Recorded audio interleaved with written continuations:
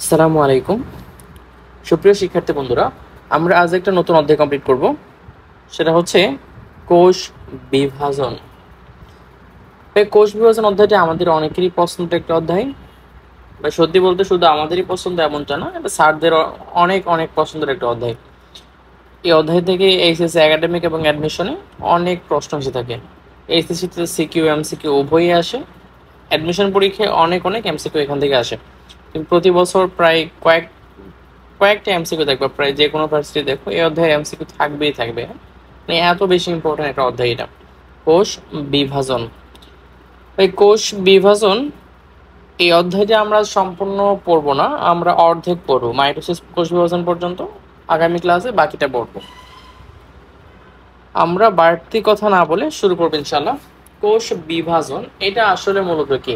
আমরা সবাই জানি একটা কোষ থেকে দুইটা কোষ বা চারটা কোষ তৈরি হয়, অর্থাৎ কোষ বিভক্ত হয়ে আরো একাধিক কোষ তৈরি করা, এটা কি বলা হয়? কোষ বিভাজন বা সেল ডিভিশন। ঠিক আছে ভাইয়া? দেখো, জীবজগতের ভূমিকা বা গুরুত্ব কখনো আলোচনা করতে বলবে না, বাট তুমি অলরেডি জানো এককোষী জীব, যারা এককোষী জীব যেমন ব্যাকটেরিয়া হতে পারে, অ্যামিবা হতে পারে, প্লাজমোডিয়াম, যারা এককোষী জীব তারা কোষ বিভাজনের মাধ্যমে কি করে? বংশ বৃদ্ধি করে। কিন্তু যারা বহুকোষী জীব তারা কোষ বিভাজনের মাধ্যমে বংশ বৃদ্ধি না করলেও, বংশ বৃদ্ধিতে কোষ বিভাজন অবশ্যই ভূমিকা আছে, বাট যারা বহুকোষী জীব স্পেশালি তাদের ক্ষেত্রে কোষ বিভাজনের মাধ্যমে কি হয়? দেহকোষের সংখ্যা বাড়ে, দেহের বৃদ্ধি হয়, আকার বাড়ে। ঠিক আছে ভাইয়া? কারণ আমাদের সকলের জীবদেহ শুরু হয় একটা মাত্র কোষ থেকে, আমরা সবাই তার নাম জানি, জাইগোট, নিষিক্ত, ডিম্বক, সেখান থেকে উৎপত্তি, সেখান থেকে শুরু। ঠিক আছে ভাইয়া? আমরা এটা সবাই জানি। আমরা এই অধ্যায়টা পড়ব মূলত আমাদের একাডেমিক এবং অ্যাডমিশন যেন দুইটা এক্সামে কমপ্লিট হয় সুন্দরভাবে, সেরকম করে পড়বো। আমরা মেন বইয়ে পড়বো, আবার স্লাইডও পড়বো। আমাদের এই আবুল হাসান স্যারের বাইরেও যে বাজারে বইগুলো আছে, সেই বইগুলোর ইম্পর্টেন্ট ইনফরমেশন নিয়ে আমরা যে স্লাইডটা তৈরি করছি সেই স্লাইডটাও পড়বো একই সাথে। আমরা প্রত্যেকটা টপিক বা এই অধ্যায়ের যত ইম্পর্টেন্ট টপিকগুলো আছে এগুলো বিস্তারিত পড়ার চেষ্টা করবো, যেন একবার পড়লে অন্তত মাথায় ঢুকে যায়। জাস্ট একবার বই রিভিশন দিব, আর এখানে আমি যে লাইনগুলো দাগিয়ে দিব এগুলো অবশ্যই তোমার মেডিকেল অ্যাডমিশন টেস্টের জন্য তোমার দাগানো উচিত। যে লাইনটা আমি এক্সট্রা বলবো বা নোটে লিখে দেবো সেগুলো অবশ্যই তুমি বইয়ে লিখে নিবা, এইটুকু অনুরোধ। আমরা অধ্যায়টা খুব ভালোভাবে শুরু করতে পারি ভাইয়া। ওকে, ঠিক আছে ভাইয়া, আমরা স্লাইডে শিফট করতে পারি। ওকে, কোষ বিভাজন আমরা মূলত এখানে বেশি আলোচনা করব। কোষ বিভাজন বা সেল ডিভিশন। কোষ বিভাজন মূলত কি ভাইয়া? পরীক্ষায় যদি প্রশ্ন আসে কোষ বিভাজন কাকে বলে, এই প্রশ্ন খুব একটা আসার মতো না। যে প্রক্রিয়ায় জীবকোষ বিভক্তির মাধ্যমে একটি থেকে দুইটি অথবা চারটি কোষ সৃষ্টি হয় তাকেই বলা হয়েছে কোষ বিভাজন প্রক্রিয়া। আমরা অনেকেই জানি এটা। একটি কোষ বিভক্ত হয়ে দুইটা হবে কোথায়? মাইটোসিস প্রক্রিয়ায়। চারটা সৃষ্টি হবে কোথায়? মায়োসিস বা মিওসিস প্রক্রিয়ায়। ঠিক আছে? এখন কোষ বিভাজন এটা সর্বপ্রথম লক্ষ্য করেন কে? কোন বিজ্ঞানী এটা আবিষ্কার করেন? বিজ্ঞানী আমরা নাম জানি ওয়াল্টার ফ্লেমিং। 1882 সালে সর্বপ্রথম কোষ বিভাজন লক্ষ্য করেন।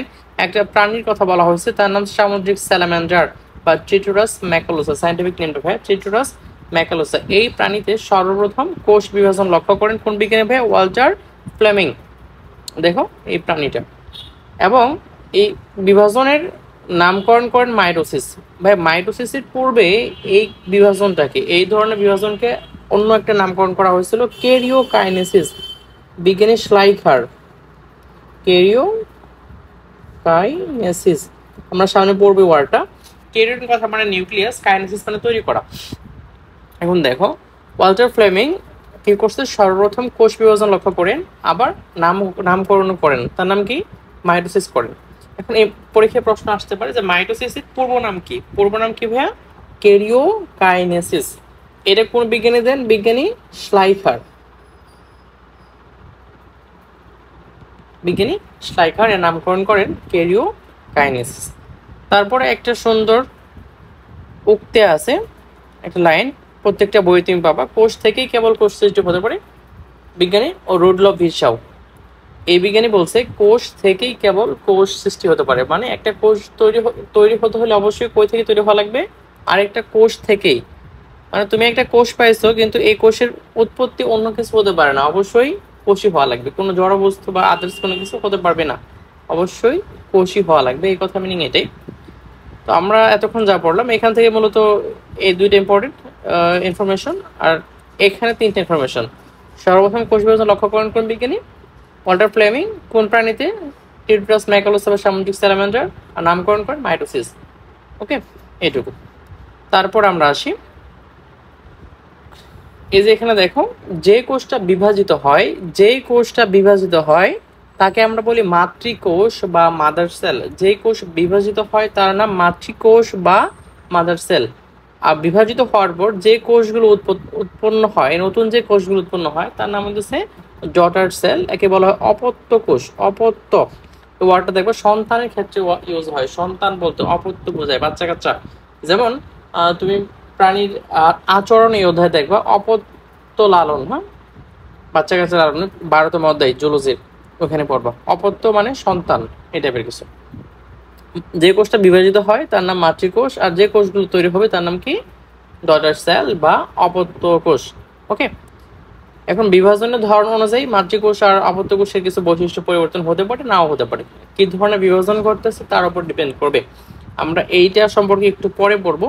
মূলত এই অধ্যায়ের খুব ভালো করে প্রবেশ করার আগে আমাদের কয়েকটা বিষয় সম্পর্কে একটু খুব স্বচ্ছ ধারণা থাকা দরকার। টোটাল অধ্যায়ের মূলত একটা টপিক, টোটাল অধ্যায়ের বেসিকটা ধরে বসে আছে। জাস্ট একটা টপিক যদি তুমি খুব ভালোভাবে কমপ্লিট করতে পারো তাহলে টোটাল অধ্যায়টা তুমি খুব ভালো করে বুঝতে পারবা। সেই টপিকটা কি? সেই টপিকটা হচ্ছে ভাইয়া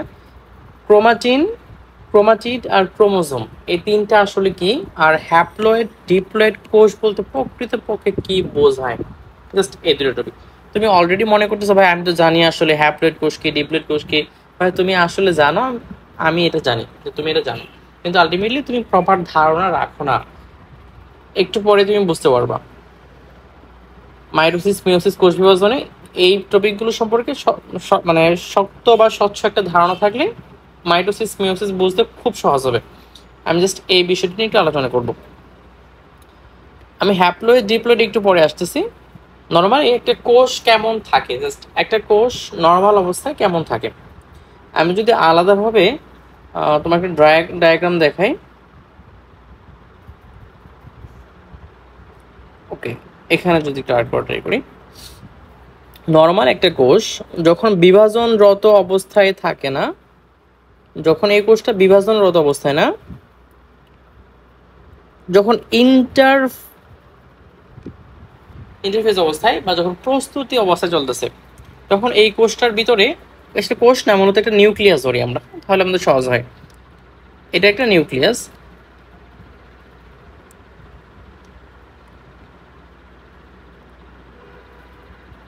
আমরা কিছু কপি করতে পারি, এখানে একটা আলাদা করতে পারি।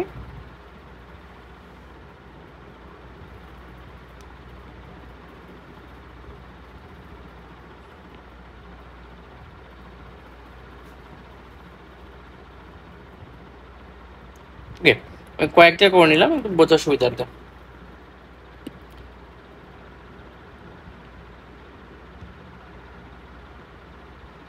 ভাইয়া এইটা একটা নিউক্লিয়াস, আমি চিন্তা করি এই কোষ, এটা হচ্ছে একটা নিউক্লিয়াস। নিউক্লিয়াসের ভিতরে কি থাকে? মূলত ডিএনএ থাকে। নিউক্লিয়াসের ভিতরে কি থাকবে? ডিএনএ থাকবে। আমরা তো সবাই জানি দ্বিসূত্রক ডিএনএ, আমরা ডিএনএ ডাবল হেলিক্স মডেলে পড়ে আসছিলাম। এই ডিএনএটা বিভিন্ন অবস্থায় বিভিন্নভাবে থাকতে পারে, তবে নর্মালি যখন কোষ বিভাজিত অবস্থায় থাকে না, যখন কোষ ইন্টারফেস অবস্থায় অথবা যখন কোষ বিশ্রামরত অবস্থায় বা প্রস্তুতির অবস্থায় বা বৃদ্ধিরত অবস্থায়, তুমি যাই বলো, মানে বিভাজন ছাড়া যে কোনো অবস্থায় তুমি যদি কোষকে লক্ষ্য করো তাহলে কোষের ভিতরে যে ডিএনএটা থাকে সেই ডিএনএ থাকে পেঁচানো অবস্থায়, র্যান্ডমলি সুতার মতো এলোমেলো পেঁচানো অবস্থায় থাকে। সুতার মধ্যে থাকার অনেকগুলো কারণের ভিতরে একটা কারণ হচ্ছে ডিএনএ অনেক লম্বা। আমাদের মানুষের কোষ যদি তুমি লক্ষ্য করো, মানুষের কোষের এক একটা ডিএনএ, মানে একটা কোষের ভিতরে যে পরিমাণ ডিএনএ থাকে তার দৈর্ঘ্য হইতেছে 2.2 মিটার মানুষের ক্ষেত্রে। হিউম্যান সেলের ক্ষেত্রে ডিএনএ ধরলো 2.2 মিটার, কিন্তু আমাদের সেলের সাইজ কত ভাইয়া? 10 মাইক্রোমিটার, মানে অনেক অনেক গুণ, একটা কোষের চেয়ে অনেক অনেক গুণ বড়, অনেক অনেক লম্বা, 2.2 মিটার। দেখো তোমার শরীর বা আমাদের দেহই তো 2.2 মিটার না, তার একটা কোষের ডিএনএ এত লম্বা, তাহলে এই লম্বা ডিএনএটা একটা কোষের ভিতর কিভাবে থাকবে? এরকম পেঁচিয়ে থাকে, তাই না? এখন এখানে একটা বিষয় তোমার লক্ষ্য করা লাগবে ভাইয়া, তুমি একটু চিন্তা করো, যখন সুতাটা অনেক বেশি লম্বা হয়, যখন সাপোজ তুমি বাজারে ঘড়ির সুতা কিনতে গেছো, যদি এমনটা হয় ঘড়ির সুতা কিনতে গেছো, এখন দোকানদার অনেক বড় একটা সুতা তোমার হাতে ধরাই দিছে, যে বলতেছে আপনি বাসায় নিয়ে যান। তুমি কোইভাবে নিয়ে আসতে পারবা? লম্বা সুতা তুমি কি টেনে টেনে নিয়ে আসবা? নিয়ে আসা সম্ভব? ভ্যাট বেজে মানে কি হয়, ঝামেলা হয়ে যাবে না? গুটি বেঁধে যাবে, কোথাও গিট বেঁধে যাবে, সমস্যা হবে। ওই সুতরাং কি করবো, তুমি একটা জায়গায় গোটায় নিবা, তাই তো? এমনটা নর্মালি হয়। তাহলে আমরা ওই কথাটা একটু আগে নিয়ে আসি, যে আমরা নর্মাল অবস্থায় কোষে কি দেখব, একটা ডিএনএ থাকবে যেটা পেঁচানো ডিএনএ।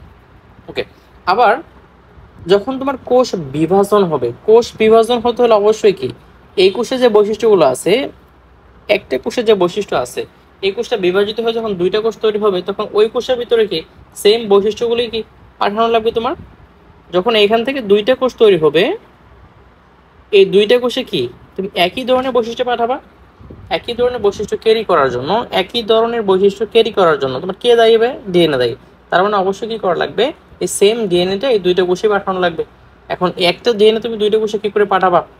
এই জন্য কি ডিএনএ রেপ্লিকেশন প্রসেস আমরা পড়ে আসছিলাম, ডিএনএ রেপ্লিকেশন বা অনুলিপন। একটা ডিএনএ থেকে কি হবে, এই ডিএনএ কপি তৈরি হবে। বুঝতে পারছি কি না?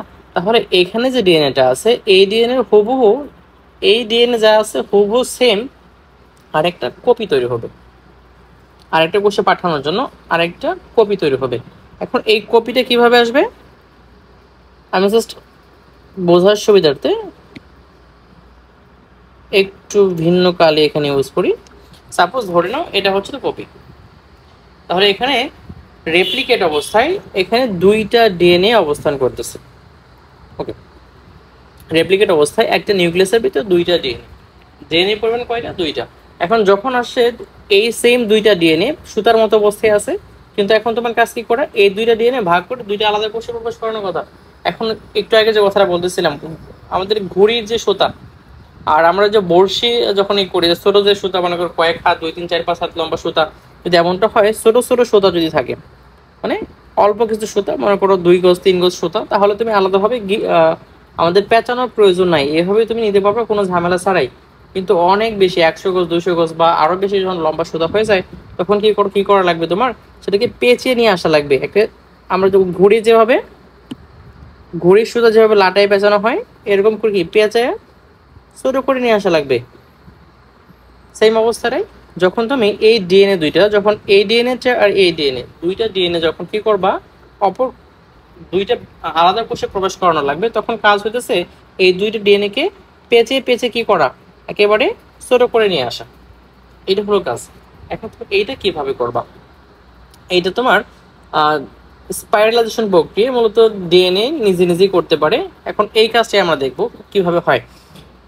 এই সুতাটা সাপোজ আমি সবুজ কালার যে সুতাটা আছে, এর কোন অবস্থায় বিভাজনরত অবস্থায় যখন তুমি ভাগ করবা, বিভাজন হবে কোষের, তখন কি করবা, এই কোষটার যে ডিএনএটা ছিল, লম্বা যে ডিএনএটা ছিল, আমরা এই লম্বা ডিএনএটার নাম কি বলি, পেঁচানো যে ডিএনএটা থাকে তার নাম হবে ক্রোমাটিন।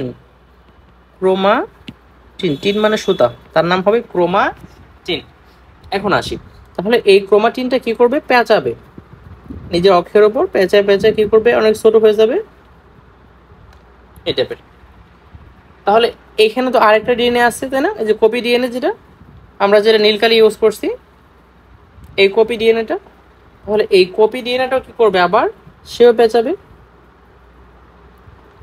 একটা ছোট জায়গায় তার একত্রিত হবে। দেখো এইখানে হ্যাটারোক্রোমাটিন তোমার এরিয়া ক্রিয়েট হয়, একেবারে ঘন, খুব বেশি পেঁচানো, অরঞ্জিত একটা সেন্টার। হ্যাঁ, এখানে কি হয়, আমরা যার নাম দিয়ে সেন্ট্রোমিয়ার বলা হয়, একটু পরে দেখবো আমরা। সেই সেন্ট্রোমিয়ার এখানে ক্রিয়েট হয়। এখানে দেখো দুইটা ডিএনএ মূলত দুইটা বাহু তৈরি হয়ে যায়, একটা বাহু এখানে আরেকটা বাহু। তাহলে টোটাল এই ডিএনএটার এই তখন এটার নাম আগে ছিল কি ভাই, যখন পেঁচানো ছিল তখন নাম ছিল ক্রোমাটিন, এখন নাম হয়ে গেছে এটার, আমরা এখন এটা বলবো ক্রোমোজোম। এখন তার নাম ক্রোমোজোম। যখন পেজে পেজে একটা সুন্দর স্ট্রাকচার নিয়ে আসছে তখন তার নাম হচ্ছে ক্রোমোজোম। তুমি এটাকে ইজিলি আলাদা করতে পারবা, এখন এটাকে চাইলে তুমি দুই ভাগ করে ফেলতে পারবা। আমরা এখন দেখবো ভাই এই ক্রোমোজোম পাইলাম, ক্রোমোজোম স্ট্রাকচার মেটাফেজ দশে এমনটা দেখা যায়, একটা সেন্ট্রোমিয়ার থাকবে, একটা বা একাধিক থাকতে পারে, তবে আদর্শ একটা ক্রোমোজোমের গঠনে একটা সেন্ট্রোমিয়ার থাকে, একাধিক থাকতে পারে ইভেন একটা নাও থাকতে পারে, এমন সম্ভব। তাহলে আমরা দেখি একটা সেন্ট্রোমিয়ার থাকবে এখানে, আর বাহু থাকবে চারটা, একটা, দুইটা, তিনটা, টোটাল চারটা বাহু থাকবে। ওকে, আর্ম থাকবে চারটা, পি কিউ দেওয়া আছে ক্রোমোজোমের গঠনে দেখবো। বাট আমার এখানে আলোচ্য বিষয় যেটা মূলত এই সবুজ যে ক্রোমাটিনটা ছিল, সবুজ ক্রোমাটিন থেকে যে তোমার ক্রোমোজোমের যে অংশটা হয়েছে এইটা আলাদা একটা বলা হয় ক্রোমাটিড। এটা আলাদা নাম হলো ভাই ক্রোমাটিড। তুমি চিন্তা করো এই সবুজ অংশটা তাহলে কি একটা ক্রোমাটিড, এই যে অংশটা এইটাও একটা ক্রোমাটিড, আবার এইখানে যে অংশটা আসছে এটাও কি আলাদা একটা ক্রোমাটিড। বুঝতে পারছো কিনা? তাহলে টোটাল স্ট্রাকচারটা হলো একটা ক্রোমোজোম, সম্পূর্ণ স্ট্রাকচার একটা ক্রোমোজোম, এই সম্পূর্ণ স্ট্রাকচারের এই অংশটা এইটাও কি একটা ক্রোমাটিড, আবার এই অংশটা এটাও কি একটা ক্রোমাটিড। তুমি যদি আরেকটু ভালো করে লক্ষ্য করো তাহলে দেখো এইখানে যে ডিএনএটা আছে আর এইখানে যে ডিএনএটা আছে, এই দুইটা ডিএনএর ভিতরে কোনো পার্থক্য আছে কিনা? একেবারে 100% মিল, কোনো পার্থক্য নাই, কারণ একটা ডিএনএরই আর একটা কপি, হুবহু কপি, এখানে যা আছে এখানে সেম জিনিসটাই আছে। তাহলে এইটা যে একই ধরনের ডিএনএ, এইখানে যে ডিএনএটা আছে সেম ডিএনএ তো এখানেই আছে, তাহলে এই একই ক্রোমোজোমের এই দুইটাকে আলাদা ক্রোমোজোম বলা হবে না, একটা ক্রোমোজোম বলা হবে। একই ক্রোমোজোমের এই দুইটা ক্রোমাটিডকে, একটা ক্রোমাটিড আর একটা ক্রোমাটিড, এই দুইটা ক্রোমাটিডকে বলা হয় সিস্টার ক্রোমাটিড। সিস্টার ক্রোমাটিড মানে একই ক্রোমোজোমের দুইটা আলাদা ক্রোমাটিডকে বলা হয় সিস্টার ক্রোমাটিড। আমরা এখানে কনফিউশন দূর করার জন্য আরেকটা বিষয় আমাদের জানা লাগবে। সাপোজ এই প্রথম অবস্থাটা তুমি যদি আসো, যখন এইরকম একটা সুতার মতো পেঁচানো ক্রোমাটিন ছিল, এই ক্রোমাটিনকে যদি ওই অবস্থায় রেপ্লিকেট না করে যদি ক্রোমোজোমের অবস্থায় নিয়ে আসতো তাহলে কেমন হইতো স্ট্রাকচারটা? এরকম হইতো না ভাই? দেখো এইখানে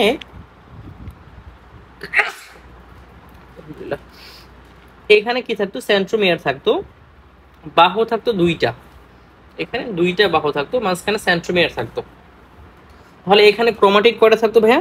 ক্রোমাটিড একটা। তাহলে এটাকে তুমি ক্রোমোজোম বলবা কিনা ভাইয়া? আমরা সারা জীবন ক্রোমোজোমের যে স্ট্রাকচার এটা এরকমই দেখে আসছি সব সময়, তাহলে এইটা কি তুমি ক্রোমোজোম বলবা যে একটা ক্রোমাটিড বিশিষ্ট? ভাই এইটাও ক্রোমোজোম, এইটাও ক্রোমোজোম সেম। যখন সিঙ্গেল ডিএনএ পেজ যখন সংকুচিত হয়, পেজে একটা গঠন তৈরি করে, এই যে একটা স্ট্রাকচার তৈরি করে আমরা যেটা ক্রোমাটিড বলতেছি, এই ক্রোমাটিডটাও মূলত একটা ক্রোমোজোম। তাহলে এই ক্রোমাটিড আর এই ক্রোমাটিডের আর এই ক্রোমোজোমটা আর এই ক্রোমোজোম, এই দুইটা ক্রোমোজোমের পার্থক্যটা কি ভাই? আসলে পার্থক্য একটা জায়গায়, এখানে যতটুকু ডিএনএ আছে জাস্ট এই ডিএনএ এখানে দ্বিগুণ আছে, বাট এই ডিএনএ গুলো যা কাজ এই ডিএনএ সেম কাজ, একই কাজ, কিন্তু এখানে একটা ক্রোমাটিড, এখানে দুইটা ক্রোমাটিড। বোঝাতে পারছি কিনা ভাইয়া? দেখো তো, একটা ক্রোমাটিড বিশিষ্ট ক্রোমোজোম হতে পারে, দুইটা ক্রোমাটিড বিশিষ্ট ক্রোমোজোম হতে পারে। দুইটা ক্রোমাটিড বিশিষ্ট ক্রোমোজোম কখন হয়? যখন ডিএনএ রেপ্লিকেশন করে, মানে অ্যাস ফেজের পরে, মেটাফেজ দশায় অ্যাস ফেজের পরে, আমাদের কোষ্টকে পড়বে একটু পরে, অ্যাস ফেজের পরে যে কোনো অবস্থায় তুমি আসো সেখানে কি ক্রোমোজোমটা দুই ক্রোমাটিড বিশিষ্ট হয়, যাদেরকে পরস্পর সিস্টার ক্রোমাটিড বলা হয়। আবার আরেকটা বিষয় হচ্ছে কি এক ক্রোমাটিড বিশিষ্ট ক্রোমোজোম হয় রেপ্লিকেট আগে, নর্মালি হয় বলতে এটা অ্যানাফেজ দশায় এমনটা দেখা যায়, কি রেপ্লিকেট আগে না, আসলে অ্যানাফেজ দশায় মেটাফেজের পরে আমরা এমনটা দেখি, কিন্তু এটাও সম্ভব। ওকে, তাহলে এইটাও একটা ক্রোমোজোম। ঠিক আছে ভাইয়া, আমরা এখন একটা বিষয় আসবো, হ্যাপ্লয়েড ডিপ্লয়েড। আমরা হালকা করে সবাই জানি যে হ্যাপ্লয়েড কি ডিপ্লয়েড কি, বিস্তারিতভাবে আমরা হয়তো জানি না, এই বিষয়টা নিয়ে একটু কথা বলবো। সাপোজ ধরি এটা আমাদের একটা কোষ, আমি যদি এই কোষটারই একটু ডুপ্লিকেট করি, সেম দুটো কোষ। আমরা এখন প্রত্যেকটা কোষের ভিতরে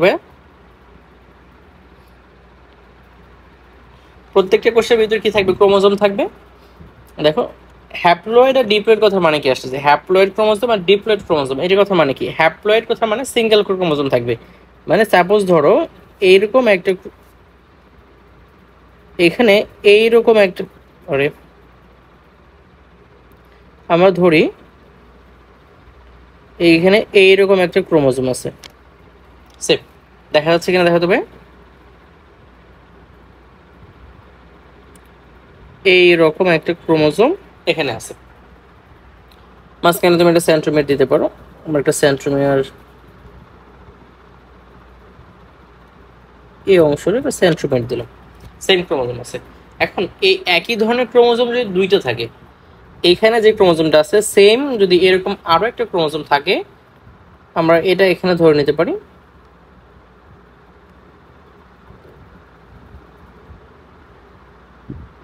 আমরা এইখানে দেখতে পারি এইটা একটা ক্রোমোজোম,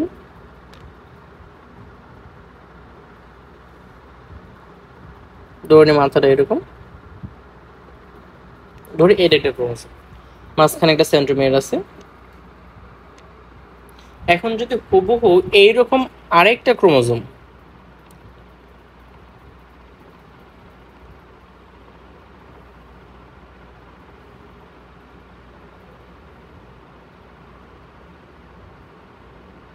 আরো একটা ক্রোমোজোম যে কোনো জায়গায় থাকতে পারে, এরকম আরেকটা ক্রোমোজোম আছে একই কোষে, অর্থাৎ একটা কোষে, এটাকে আমরা বলি হ্যাপ্লয়েড,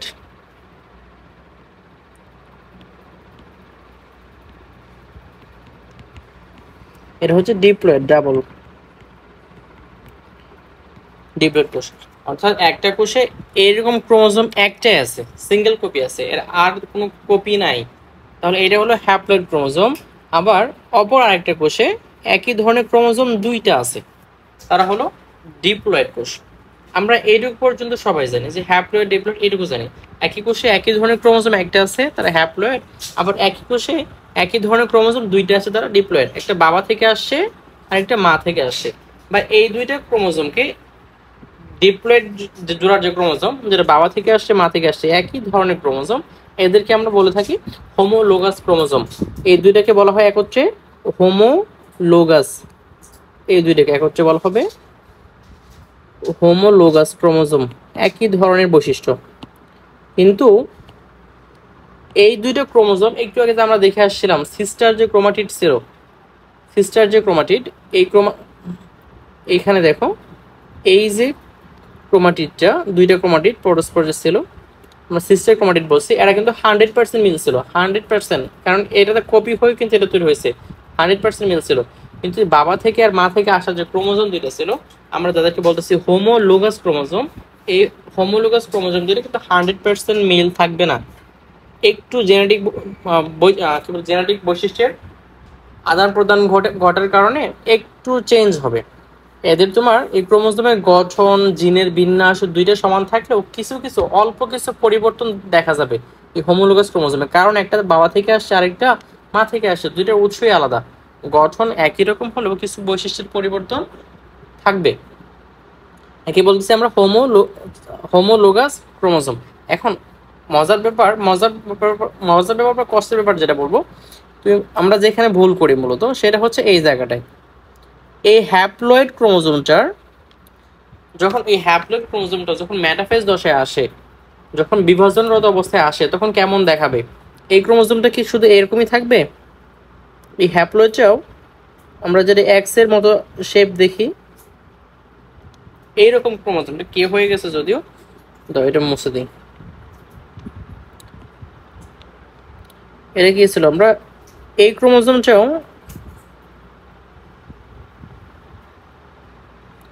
হুবহু কপি তৈরি করবে, কপি তৈরি করে কেমন হয়ে যাবে? হ্যাঁ, এইটা দুইটা কি দেখো তো, এখানে আমরা যে ক্রোমোজোমটা দেখতেছি, এখানে যে ক্রোমোজোমটা দেখতেছি, এই সেম ক্রোমোজোমটা কি এখানে, কিন্তু এর ডিএনএটা কি, এই ডিএনএ ডাবল। দুইটা কি আছে, ক্রোমাটিড আছে, এখানে একটা ক্রোমাটিড, এটা একটা ক্রোমাটিড, দুইটা ক্রোমাটিড থাকার কথা মানে হচ্ছে ডিএনএ কি ডাবল, কিন্তু এটা কি একটা সিঙ্গেল ক্রোমোজোমে। এরকম ক্রোমোজোম যদি এই কোষ আরেকটা থাকে তাহলে ডিপ্লয়েড হইতো, যেহেতু নাই তার মানে এটা কি হ্যাপ্লয়েড। কিন্তু এই কোষের ক্ষেত্রে এই গঠনটা কেমন হয়ে যাবে, এই কোষের ক্ষেত্রে এই গঠনটা কেমন হবে, তুমি যদি একটু লক্ষ্য করো, এই কোষের ক্ষেত্রে এরকম কি একটা স্ট্রাকচার তৈরি হবে না এভাবে?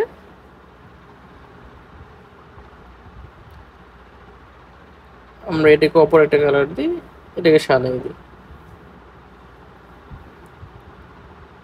হলো। এখানে কি এটা একটা ক্রোমোজোম না, এই ক্রোমোজোমটাই ডিএনএ ডাবল হওয়ার কারণে একটা ক্রোমাটিড থেকে এটা দুইটা ক্রোমাটিড হয়ে গেছে মেটাফেজ দশায়, একটা ক্রোমাটিড এখানে, একটা ক্রোমাটিড এখানে। এটা স্টিল কি একটা ক্রোমোজোমে কিন্তু আছে, এটা এখনো কয়টা, একটা ক্রোমোজোম।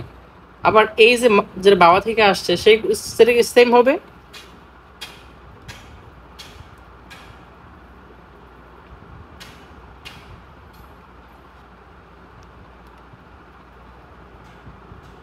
সেম। তাহলে এখানে হলো আরেকটা ক্রোমোজোম, এই দুইটা যেহেতু একই মানে একই ধরনের ক্রোমোজোম, বাবা থেকে আসছে মা থেকে আসছে, পার্থক্য শুধু এইটুকু, হোমোলোগাস ক্রোমোজোম, তার মানে এইটাও ডিপ্লয়েড। কোষটা যদি এমন হয় জাস্ট সিঙ্গেল সিঙ্গেল ক্রোমাটিড দেখায়, যেমন এখানে দেখেছে একটা নীলকালি, সেম যদি এটা হয়, সেম যদি এটা হয় সবুজ কালি নীলকালি, পার্থক্য যদি একই ধরনের হয়, তাহলে এইটা হলো ডিপ্লয়েড। আর আবার এটা যখন মেটাফেজ দশায় আসে বা বিভাজনগত দশা যখন আসবে, তখন কি এদের বৈশিষ্ট্যগুলো কেমন হয়ে যাবে দেখতে, সেটা এরকম দুইটা ক্রোমাটিড বিশিষ্ট। বা এখানে এইটাও ডিপ্লয়েড আর এটা হচ্ছে হ্যাপ্লয়েড, কিন্তু এখানেও ডাবল ক্রোমোজোম বিদ্যমান, এখানেও ডাবল ক্রোমোজোম বিদ্যমান। ঠিক আছে ভাইয়া? তাহলে একটা ক্রোমাটিড থাকলেও একটা সিঙ্গেল ক্রোমাটিড, একটা সেন্ট্রোমিয়ার, এইটা হইতেছে কি একটা ক্রোমোজোম। আবার দুইটা ক্রোমাটিড, একটা সেন্ট্রোমিয়ার, এইটাও একটা ক্রোমোজোম। পার্থক্য কোথায়, এখানে ডিএনএ ডাবল আছে, এখানে ডিএনএ এই দুইটাতেই ডিএনএ ডাবল, যেখানে একটা ক্রোমাটিড ছিল এই অংশটাতে, সেখানে ডিএনএ সিঙ্গেল। ডিএনএর পরিমাণ চেঞ্জ হবে কিন্তু ক্রোমোজোমের সংখ্যা চেঞ্জ হচ্ছে না। আমরা এই বেসিকটা যতটুকু বুঝতে পারছি, সম্পূর্ণ এখনই ক্লিয়ার হয়নি হয়তো, যতটুকু বুঝতে পারছি আমরা এইটুকু এখানে রাখবো, আর সামনে আগাবো ইনশাল্লাহ। সামনে যখন বইয়ের সাথে রিলেট করে পড়বো তখন বুঝে ফেলবো। ওকে, আমরা এই স্লাইডটা যদি আবার একটু দেখি হালকা করে, ইন্টারফেস রত অবস্থায় বা যখন কোষটা বিভাজন হয় না, বৃদ্ধি হয়, জাস্ট এরকম অবস্থায় আমাদের কোষের যে ডিএনএটা থাকে এরকম, দেখো এই যে লাল আর বেগুনি কালার সুতার মতো, এটা থাকে ডিএনএ, তার নাম কি ক্রোমাটিন, তাকে কি বলা হয় ক্রোমাটিন, টিন কথা মানে সুতা, ক্রোমাটিন রূপে থাকবে। কিন্তু বিভাজনরত যখন অবস্থা হবে তখন এই ক্রোমাটিনগুলো পেঁচিয়ে পেঁচিয়ে কি করবে, একটা স্ট্রাকচার, সুন্দর একটা স্ট্রাকচার নিয়ে আসবে, তার নাম কি ক্রোমোজোম বলা হয়েছে। দেখো তো এই ডিএনএটাই এটা পেঁচাইছে প্রথমে কার উপর, এইগুলো হচ্ছে তোমার একটা প্রোটিন, তাদের পেঁচে পেঁচে একটা সূক্ষ্ম স্ট্রাকচার নিয়ে আসছে, এই একটা সুতা তৈরি করছে, এই সুতাগুলো আবার কি হয়েছে একেবারে তোমার আরো অনেক বেশি পেঁচে পেঁচে একটা ক্রোমোজোম তৈরি করছে, মাঝখানে হলো সেন্ট্রোমিয়ার। আর এই ছোট ছোট যে প্রোটিনগুলো দেখতেছি এগুলো হিস্টোন প্রোটিন, এদেরকে বলা হয় হিস্টোন প্রোটিন, হিস্টোন। আরে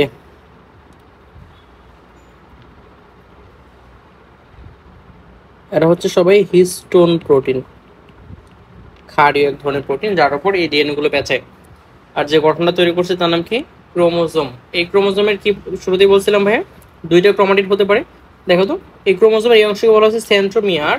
আর এই টোটাল যে অংশ, টোটাল ক্রোমোজোমকে যদি দুই ভাগ করো তুমি, তাহলে এই পাশে এইটুকু আর এইটুকু মিলে হয়েছে একটা ক্রোমাটিড, আর এই পাশে এইটুকু আর এইটুকু মিলে আরেকটা ক্রোমাটিড, মানে দুইটা ক্রোমাটিড। আর এই প্রান্তগুলোকে বলা হবে তোমার টেলোমিয়ার। ওকে, এখানে টেলোমারেজ এনজাইম থাকে যেটা জড়রোধে কাজ করে, আমরা পরে পড়বো। তাহলে আমরা আবার ক্রোমোজোমটা কিন্তু এরকম হতে পারে, শুরুতে যেটা বারবার বলে আসতেছি, একটা সিঙ্গেল ক্রোমাটিড বিশিষ্ট। একটা মাত্র ক্রোমাটিড, এটাও কিন্তু একটা ক্রোমোজোম হতে পারে। জাস্ট এইটা আর এইটা, মানে এইটা আর এইটা দুইটার ভিতরে পার্থক্য কি, এখানে জাস্ট ডিএনএটা ডাবল আছে, এখানে ডিএনএ সিঙ্গেল, এখানে ডিএনএ ডাবল, জাস্ট পার্থক্য এইটুকুই। আমাদের এইটুকু ইনফরমেশন এই দুই, সরি এখানে আরেকটা বিষয় আছে হ্যাপ্লয়েড ডিপ্লয়েড। তুমি দেখো ভাই যে হ্যাপ্লয়েড যে কোষটা আছে, হ্যাপ্লয়েড কোষ, এখানে আমাদের ক্রোমোজোমগুলো কি দেওয়া আছে, একটা করে দেওয়া আছে, এখানে জোড়ায় জোড়ায় আছে,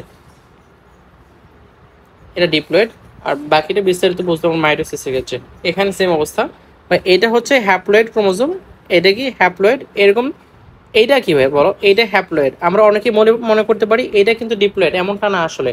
এইটাও এটাও হ্যাপ্লয়েড, উপরে এইটাও কি হ্যাপ্লয়েড, এটা দুইটাই হ্যাপ্লয়েড। জাস্ট পার্থক্যটা কোথায়, আমি বারবার এটাই বলতেছি, পার্থক্যটা কোথায়, পার্থক্যটা হচ্ছে এই হ্যাপ্লয়েডের ভিতরে একটা সিঙ্গেল ডিএনএ বা সিঙ্গেল ক্রোমাটিন আছে, কিন্তু এখানে ডাবল ক্রোমাটিন, মানে ওই ক্রোমাটিনটা রেপ্লিকেট করার পর দুইটা হয়ে গেছে। জাস্ট পার্থক্যটা তোমার এখানেই। বাট এইটা আর এইটা দুইটাই হ্যাপ্লয়েড, কিন্তু নিচের দিকে দেখাও, এটা হ্যাপ্লয়েড, একটা সিঙ্গেল ক্রোমাটিড, সরি ডিপ্লয়েড, একটা সিঙ্গেল ক্রোমাটিড বিশিষ্ট ক্রোমোজোম, এটাও সিঙ্গেল ক্রোমাটিড বিশিষ্ট ক্রোমোজোম, এটা বাবা থেকে আসে, এটা মা থেকে আসে, তার মানে এটা কি ডিপ্লয়েড উইথ ওয়ান ক্রোমাটিড। তুমি এটা দেখো, এটাও কি এবার ডিপ্লয়েড, কিন্তু এখানে কি ডাবল ডাবল কি আছে, ক্রোমোজোম আছে, বা ক্রোমাটিড ডাবল, দুইটা করে ক্রোমাটিড আছে, ডিপ্লয়েড উইথ টু ক্রোমাটিডস। ওকে ভাইয়া, তুমি এই দুইটা চিত্রক্ষেত্র লক্ষ্য করো, এরা কি হোমোলোগাস, যেটা বারবার বলতেছিলাম, হোমোলোগাস ক্রোমোজোম কাদের বলা হয়, যে ক্রোমোজোমটা, যে দুইটা ক্রোমোজোমের ভিতর গঠন জিনের বিন্যাস একই রকম থাকে, একটা বাবা থেকে আসে আর একটা মা থেকে আসে, একই ধরনের ক্রোমোজোম, তাকে আমরা বলি হোমোলোগাস ক্রোমোজোম। এই হোমোলোগাস ক্রোমোজোমের ক্ষেত্রে কি হয়, একটু জিনের কিছু বৈশিষ্ট্যের পার্থক্য হতে পারে, মিওসিস কোষ বিভাজনের কারণে বা ক্রসিং ওভারের কারণে কিছু বৈশিষ্ট্যের, অল্প কিছু বৈশিষ্ট্যের পার্থক্য তৈরি হয়, কিন্তু জিনের অবস্থান আর জিনের যে বিন্যাসটা একই রকম থাকে।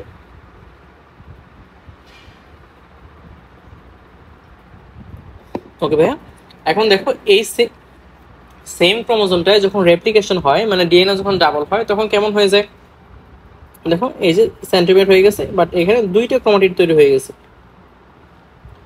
এটা কি, এই দুইটা এই যে ক্রোমাটিড আর এই ক্রোমাটিড, মানে একই ক্রোমোজোমের দুইটা ক্রোমাটিড, কি একই ক্রোমোজোমের দুইটা আলাদা, এইটাও কিন্তু একই ক্রোমোজোম, মানে এইটা একটা ক্রোমোজোম, এইটা সেম ক্রোমোজোমে। পার্থক্য বারবার যেটা বলতেছে, পার্থক্যটা কি, এখানে একটা ক্রোমাটিড আছে, মানে একটা ডিএনএ থেকে আসছে, আর এখানে ডিএনএ যখন ডাবল হয়েছে, রেপ্লিকেট হয়েছে, তখন আর একটা ডিএনএ এখানে যুক্ত হয়েছে, তাহলে এটা দুইটা ক্রোমাটিড। একই ক্রোমোজোমের দুইটা ক্রোমাটিডকে বলতেছি আমরা সিস্টার ক্রোমাটিড। আবার দেখো সেম এই লালটার ক্ষেত্রেও একই অবস্থা, রেপ্লিকেট করার পরে আবার দুইটা হয়ে গেছে, বাট ক্রোমোজোম কিন্তু কি এখানে, এটাও একটা ক্রোমোজোম, এখানেও কি একটা ক্রোমোজোম, এই দুইটা ক্রোমোজোমকে আমরা কি বলতেছি, হোমোলোগাস ক্রোমোজোম, কারণ দেখতে গঠন একই রকম। আবার একই ক্রোমোজোমের দুইটা ক্রোমাটিডকে আমরা বলতেছি সিস্টার ক্রোমাটিড। তাহলে দেখো দুইটা হোমোলোগাস ক্রোমোজোম, এই পাশে একটা আর এই পাশে একটা, এই দুইটা হোমোলোগাস ক্রোমোজোমের দুইটা ক্রোমাটিড আছে, এই ক্রোমাটিড আর এই ক্রোমাটিড, তাহলে আমি তাদের নাম কি দেব, নন সিস্টার ক্রোমাটিড, মানে দুইটা হোমোলোগাস ক্রোমোজোমের আলাদা আলাদা যে ক্রোমাটিড, তার নাম হবে কি নন সিস্টার ক্রোমাটিড। আর একই ক্রোমোজোমের যে ক্রোমাটিড তারা কি সিস্টার ক্রোমাটিড। এই ইনফরমেশন কাজে লাগবে মিওসিস কোষ বিভাজনে, আমরা ওইখানে আরেকটু দেখবো। আমরা এখন অধ্যায় যদি ঢুকে, এখানে মূল পড়া, হ্যাঁ আমরা জাস্ট বেসিকটা বুঝলাম, ওইখানে আমরা এখানে আসবো কোষ বিভাজন, এই টপিকটা নিয়ে আসে। কোষ বিভাজন কত প্রকার হয় ভাই, তিন প্রকার হয়, এ মাইটোসিস, মাইটোসিস আর মিওসিস। অ্যামাইটোসিসকে বলা হয় প্রত্যক্ষ কোষ বিভাজন, আমরা ডিটেলসে পড়বো এখনই এটা। আর মাইটোসিসকে বলা হবে সমীকরণিক কোষ বিভাজন, সমীকরণিক, একটু পর আলোচনা করব। মিওসিসকে বলা হয় হ্রাসমূলক কোষ বিভাজন, এটা হবে হ্রাসমূলক কোষ বিভাজন। ওকে, কোষ বিভাজন কত প্রকার, তিন প্রকার, অ্যামাইটোসিস, মাইটোসিস আর মিওসিস। একে বলা হয় প্রত্যক্ষ আর দুইটা হয় পরোক্ষ। প্রত্যক্ষ কেন বলা হয়, অ্যামাইটোসিস কোষ বিভাজনটা একেবারে সহজ। দেখি একটা কোষ, যেটা মাতৃকোষ বলি আমরা, মাদার সেল বা প্যারেন্ট সেল, এই একটা কোষ, একটা কোষের ভিতরে কি থাকে, একটা নিউক্লিয়াস থাকবে, এই নিউক্লিয়াসে ডিএনএ থাকবে। এই ডিএনএটার কোনো ক্রোমোজোম তৈরি হবে না, এই ডিএনএ তোমার ক্রোমোজোমের মতো করে রেপ্লিকেট করার পর ক্রোমোজোম তৈরি হয় না, এখানে তোমার স্পিন্ডল যন্ত্র তৈরি হয় না, এখানে নিউক্লিয়ার মেমব্রেনে কোনো ভাঙন হয় না, সরাসরি বিভাজনটা ঘটে যায়। কেমন হয়, এইখানে ভিতরে যে ডিএনএটা আছে, পেছানো যে ডিএনএটা থাকে, এই ডিএনএ রেপ্লিকেট করার পরে কি হয়, আরেকটা ডিএনএ তৈরি হবে। যে ছোট করে যদি দেখি ভাই, এখানে একটা নিউক্লিয়াস, এই নিউক্লিয়াসের ভিতর কি আছে, এখানে ডিএনএ আছে। এই সেম ডিএনএটাই ধরাও আমি যদি ওকে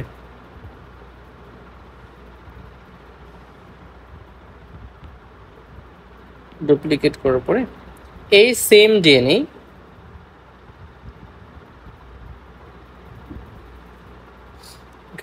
এখন দেখো এখানে যে ডিএনএটা ছিল, এই সেম ডিএনএ কি হবে, দুইটা হয়ে যাবে। এই সেম ডিএনএটা রেপ্লিকেট করার ফলে এখানে যে ডিএনএ ছিল এরকম আরেকটা ডিএনএ তৈরি হবে। আমরা এইটাকে ওই নীল কালারটা নিয়ে আসি, তাহলে একটা ডিএনএ কপি হবে জাস্ট। এখন এই দুইটা ডিএনএ কে আলাদা করার জন্য বা দুইটা ডিএনএ কে দুইটা কোষে প্রবেশ করানোর জন্য তোমার কি প্রয়োজন পড়বে না, এখানে ওই ক্রোমোজোম তৈরি করার যে ধাপগুলো আছে, আর ক্রোমোজোম হবে তারপর ভাগ হবে, এমনটা প্রয়োজন পড়ে না। সরাসরি কি করতে পারবে, একটা ক্রোমোজোম দেখো এখানে সরাসরি ডিএনএটা রেপ্লিকেট করবে, রেপ্লিকেট করার পরে দুই প্রান্তে চলে যাবে, এই প্রান্তে আবার এই প্রান্তে, ডাম্বেল আকৃতির স্ট্রাকচার দেখা যায় এখানে। তারপর এই কোষটা মাঝখান থেকে আলাদা হয়ে যায় সরাসরি। এখন কোশ্চেন ভাই, এই সরাসরি হয় এই জন্য একেবারে প্রত্যক্ষ বা অ্যামাইটোসিস। এখন আমার যে প্রশ্নটা, সেই প্রশ্ন হইতেছে এখানে তোমার কেন ক্রোমোজোম তৈরি করার প্রয়োজন পড়ে না, কেন তোমার এরকম একটা স্ট্রাকচার, সুন্দর একটা স্ট্রাকচার নিয়ে আসবে, হ্যাঁ ছোট একটা স্ট্রাকচার নিয়ে তারপর মাঝখানে ভাগ করে দুই পাশে দুটো পাঠিয়ে দেবে, মানে এমনটা প্রয়োজন কেন পড়ে না? আর কারণ হচ্ছে দেখো, ক্রোমোজোম গঠন করার প্রয়োজন কোথায় পড়ছিল, যেখানে তোমার ডিএনএটা অনেক বেশি লম্বা, যেমন 2.2 মিটার মানুষের ক্ষেত্রে অনেক বেশি লম্বা। এই ক্ষেত্রে এরকম কি করার প্রয়োজন পড়ছিল, আমাদের পেঁচানোর প্রয়োজন পড়ছিল। তুমি আমাদের ঘড়ির যে সুতা, সেটার কথা মনে করো, অনেক লম্বা, ওই সুতা কি আমাদের লাটায় পেঁচানো লাগে, এই কারণ। আবার এই যে ব্যাকটেরিয়াল ডিএনএ বা নিম্ন শ্রেণীর যে প্রাণীগুলো আছে, উদ্ভিদ প্রাণী তুমি যেটাই বলো, পরজীবী যারা আছে নিম্ন শ্রেণীর, সেই ক্ষেত্রে কি তাদের ডিএনএটা অনেক ছোট থাকে। যেমন মনে করো ব্যাকটেরিয়ার ক্ষেত্রে 1.4, যেমন ইকুলাই ক্ষেত্রে 1.36 মিলিমিটার, 36 মিলিমিটার, অনেক ছোট না? এই ছোট হওয়ার কারণে এটা সরাসরি কি করা যায়, আলাদা দুটো কোষে প্রবেশ করানো যায় এই ক্রোমোজোম গঠন করা ছাড়াই। এই জন্য একে বলা হয় অ্যামাইটোসিস। তোমার যেটা মনে রাখা লাগবে, এই প্রসেসটা জাস্ট বই দেখে নিবা। একটা কোষের নিউক্লিয়াসের যে ডিএনএ আছে, রেপ্লিকেট করার পরে কি হবে, একটা থেকে দুইটা হবে, দুইটা হওয়ার পরে কি হয়, দুইটা মাঝখান থেকে দুই প্রান্তে চলে যেতে থাকে, ফলে নিউক্লিয়াসটা প্রথমে ডাম্বেল আকৃতির হয়, তারপরে কি তোমার এই সাইটোপ্লাজমে খাস সৃষ্টি হয়, পরে খাসটা ভিতরে ঢুকে গিয়ে দুইটা কোষকে আলাদা করে দেয়, ব্যাস হয়ে গেল অ্যামাইটোসিস। এটা এখন প্রশ্ন, অ্যামাইটোসিস কোথায় কোথায় হয়, বা অ্যামাইটোসিস হবে ব্যাকটেরিয়া, সায়ানোব্যাকটেরিয়া, ইস্ট, অ্যামিবা, এককোষী জীবে। বা এখানে দেখো আদিকোষী প্রকৃতকোষী দুইটাই আছে, কিন্তু ব্যাকটেরিয়া সায়ানোব্যাকটেরিয়া আদিকোষী হলেও তোমার এই অ্যামিবা এটা কিন্তু প্রকৃতকোষী, তাই না? তাহলে ব্যাকটেরিয়া, সায়ানোব্যাকটেরিয়া, ইস্ট, অ্যামিবা এইগুলো ক্ষেত্রে কি দেখা যায়, এই অ্যামাইটোসিস প্রক্রিয়া। তখন সকল আদিকোষ, মেরুদণ্ডী প্রাণীর, হ্যাঁ আরো দুইটা নাম আছে, মাঝে মাঝে বই দেখবা, মেরুদণ্ডী প্রাণীর ভ্রূণ আবরণী, আবার মাছের ডিম গঠনের প্রাথমিক পর্যায়ে যে কোষগুলো আছে, এই কোষগুলোতে কি হয়, অ্যামাইটোসিস ঘটে। তার মানে অ্যামাইটোসিস থেকে জাস্ট এইটুকু জানা তোমার জন্য এনাফ। আমরা যদি একটু বইয়ে দেখি, আমরা বই যদি একটু দেখি কি কি পড়ে আসলাম, দেখো তবে কোষ বিভাজনের ফলে সৃষ্ট নতুন কোষকে বলা হয় অপত্য কোষ, আর যে কোষটি থেকে উৎপন্ন হয় তাকে বলা হয় মাতৃকোষ। ওকে, কোষ বিভাজন কাকে বলে, যে প্রক্রিয়া জীবকোষ বিভক্তির মাধ্যমে একটি থেকে দুটি বা চারটি কোষ সৃষ্টি করে তাকে বলা হয় কোষ বিভাজন। ওকে, তারপর দেখো তো কোষ বিভাজন কে আবিষ্কার করেন, ওয়াল্টার ফ্লেমিং। 1800 সাল লাগবে না, জাস্ট নাম লাগবে, ওয়াল্টার ফ্লেমিং, সামুদ্রিক স্যালামান্ডার বা ট্রিটকাস ম্যাকুলোসা এই প্রাণীতে। ওকে, সর্বপ্রথম কোষ বিভাজন লক্ষ্য করেন, ব্যাস এখানে এটুকুই। তারপরে যদি আমরা দেখি,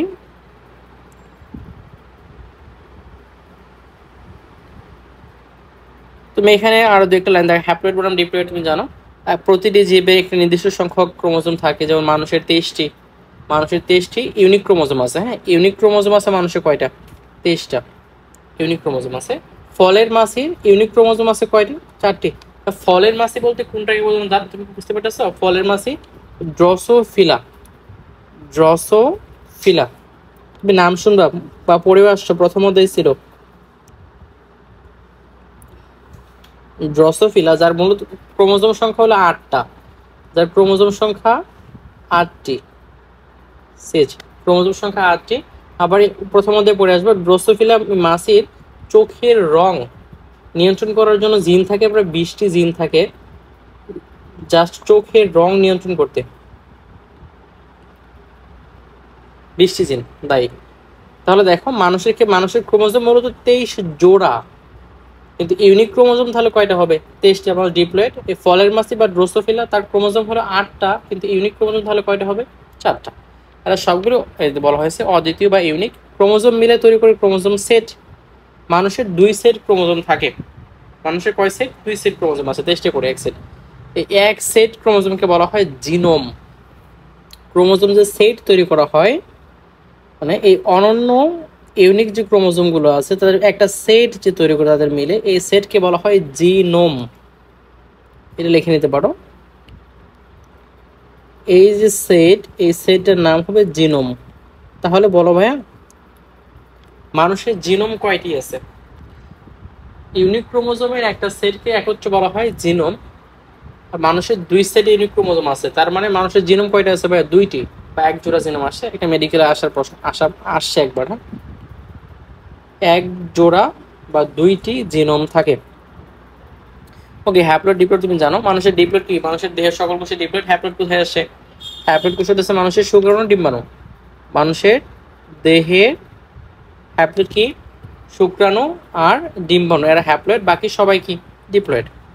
কোষ বিভাজন 3 প্রকার: অ্যামাইটোসিস, মাইটোসিস আর মিওসিস। অ্যামাইটোসিস প্রত্যক্ষ, মাইটোসিসকে বলা হয় সমীকরণিক, একটু পরে দেখবো কেন বলা হয়। মিওসিসকে বলা হয় হ্রাসমূলক কোষ বিভাজন। অ্যামাইটোসিস কোষ বিভাজন থেকে কি পড়বো?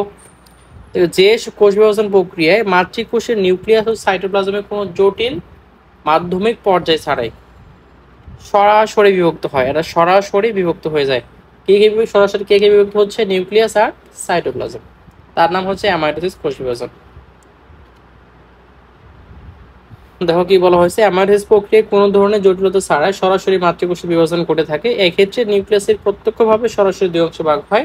নিউক্লিয়াস প্রথমে লম্বা হয়, মাঝখানে ভাগ হয়ে 2 নিউক্লিয়াস পরিণত করে।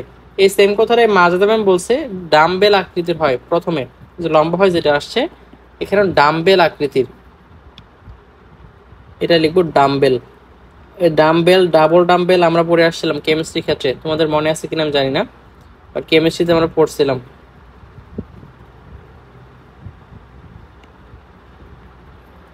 ডাম্বেল আকৃতি বা ডাবল ডাম্বেল, যেমন এই কোষটা এরকম।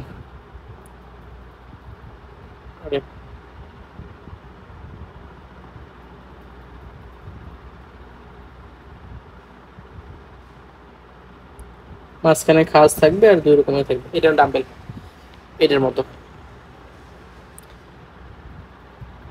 সহজ কথা কত, ইস্ট এমিবা, ইস্টে হবে, অ্যামিবাতে হবে। আমরা বলছিলাম ব্যাকটেরিয়া, সায়ানোব্যাকটেরিয়া সকল ক্ষেত্রেই ব্যাকটেরিয়ার দ্বিভাজন প্রক্রিয়া অনেকটা অ্যামাইটোসিসের মতোই।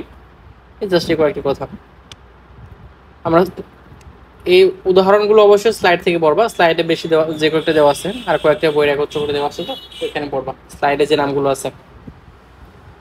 মাইটোসিস, মাইটোসিস কি বলা হয়? সমীকরণিক কোষ বিভাজন। মূলত আমরা আজ এটাই পড়ে শেষ করব, মাইটোসিসকে কেন সমীকরণিক কোষ বিভাজন বলা হয়, কিভাবে কি ঘটে এটা দেখব।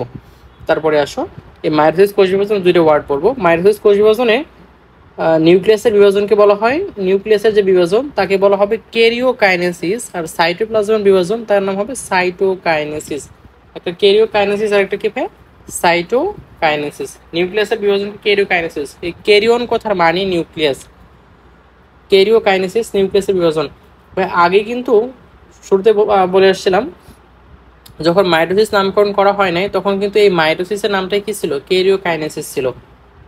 ওকে, আমরা আবার সেই স্লাইডে ফিরে যাই, তাহলে সুবিধা হবে। আচ্ছা, স্লাইডে আসার আগে আমাদের মনে একটু বই দরকার ছিল। এখানে দেখি মাইটোসিস কোষ বিভাজন কাকে বলা হয় বা কেন বলা হয়। যে কোষ বিভাজন প্রক্রিয়ায় একটি প্রকৃত কোষের নিউক্লিয়াস একবার ও ক্রোমোজোম একবার, অর্থাৎ নিউক্লিয়াস আর ক্রোমোজোম উভয়ই একবার করে বিভক্ত হয়, তার নাম মাইটোসিস কোষ বিভাজন। পরীক্ষায় আসবে ক নাম্বার প্রশ্ন, মাইটোসিস কোষ বিভাজন কাকে বলে? যে কোষ বিভাজন প্রক্রিয়ায় একটি প্রকৃত কোষের নিউক্লিয়াস ও ক্রোমোজোম উভয়ই একবার করে বিভক্ত হয় তার নাম মাইটোসিস কোষ বিভাজন। বা আরেকটা ভাবে বলা যায়, যে কোষ বিভাজন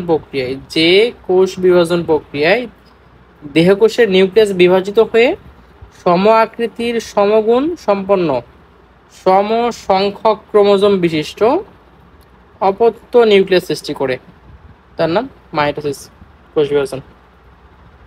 দুইটার যে কোনো একটা দিতে পারো, তবে সবচেয়ে সহজ করতেছে এই উপরেরটা, সবচেয়ে ভালো। ক্রোমোজোম ও নিউক্লিয়াস উভয়ই একবার বিভক্ত হয়। মাইটোসিস কোষ বিভাজন প্রক্রিয়ায় একটা মাতৃকোষ থেকে তোমার দুইটা অপত্য কোষ তৈরি হয়। একটি মাতৃকোষ থেকে দুইটি সম আকৃতির সমগুণ সম্পন্ন অপত্য কোষ তৈরি হয়। তারপর দেখো শ্লাইখার নিউক্লিয়াসের এরূপ বিভাজন প্রথমে দেখতে পান বিজ্ঞানী শ্লাইখার, নাম দেন ক্যারিওকাইনেসিস। পরে ওয়াল্টার ফ্লেমিং এর পূর্ণ বিভাজনকে নামকরণ করেন মাইটোসিস। ওয়াল্টার ফ্লেমিং আর শ্লাইখার নামকরণ করেন ক্যারিওকাইনেসিস।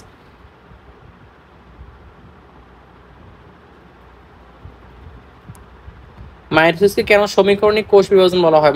মাইটোসিসকে কেন ইকুয়েশনাল বা সমীকরণিক কোষ বিভাজন বলা হয়? এর খ নাম্বারের প্রশ্ন, এর আনসার এইটা।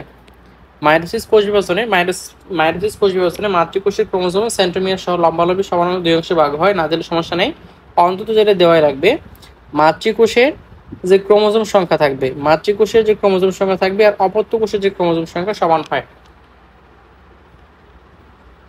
মাইটোসিস কোষ বিভাজনের যে বৈশিষ্ট্যগুলো ছিল, তোমার তিনটা বৈশিষ্ট্য খুব ভালো করে জানা লাগবে।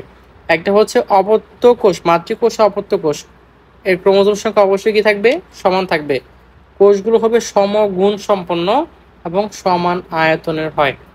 মাতৃকোষে যে গুণাগুণ থাকবে হুবহু সেম গুণাগুণ কি থাকবে? অপত্য কোষে থাকবে। মাতৃকোষে যে তোমার আকার আকৃতি থাকবে সেম আকার আকৃতি অপত্য কোষে হবে।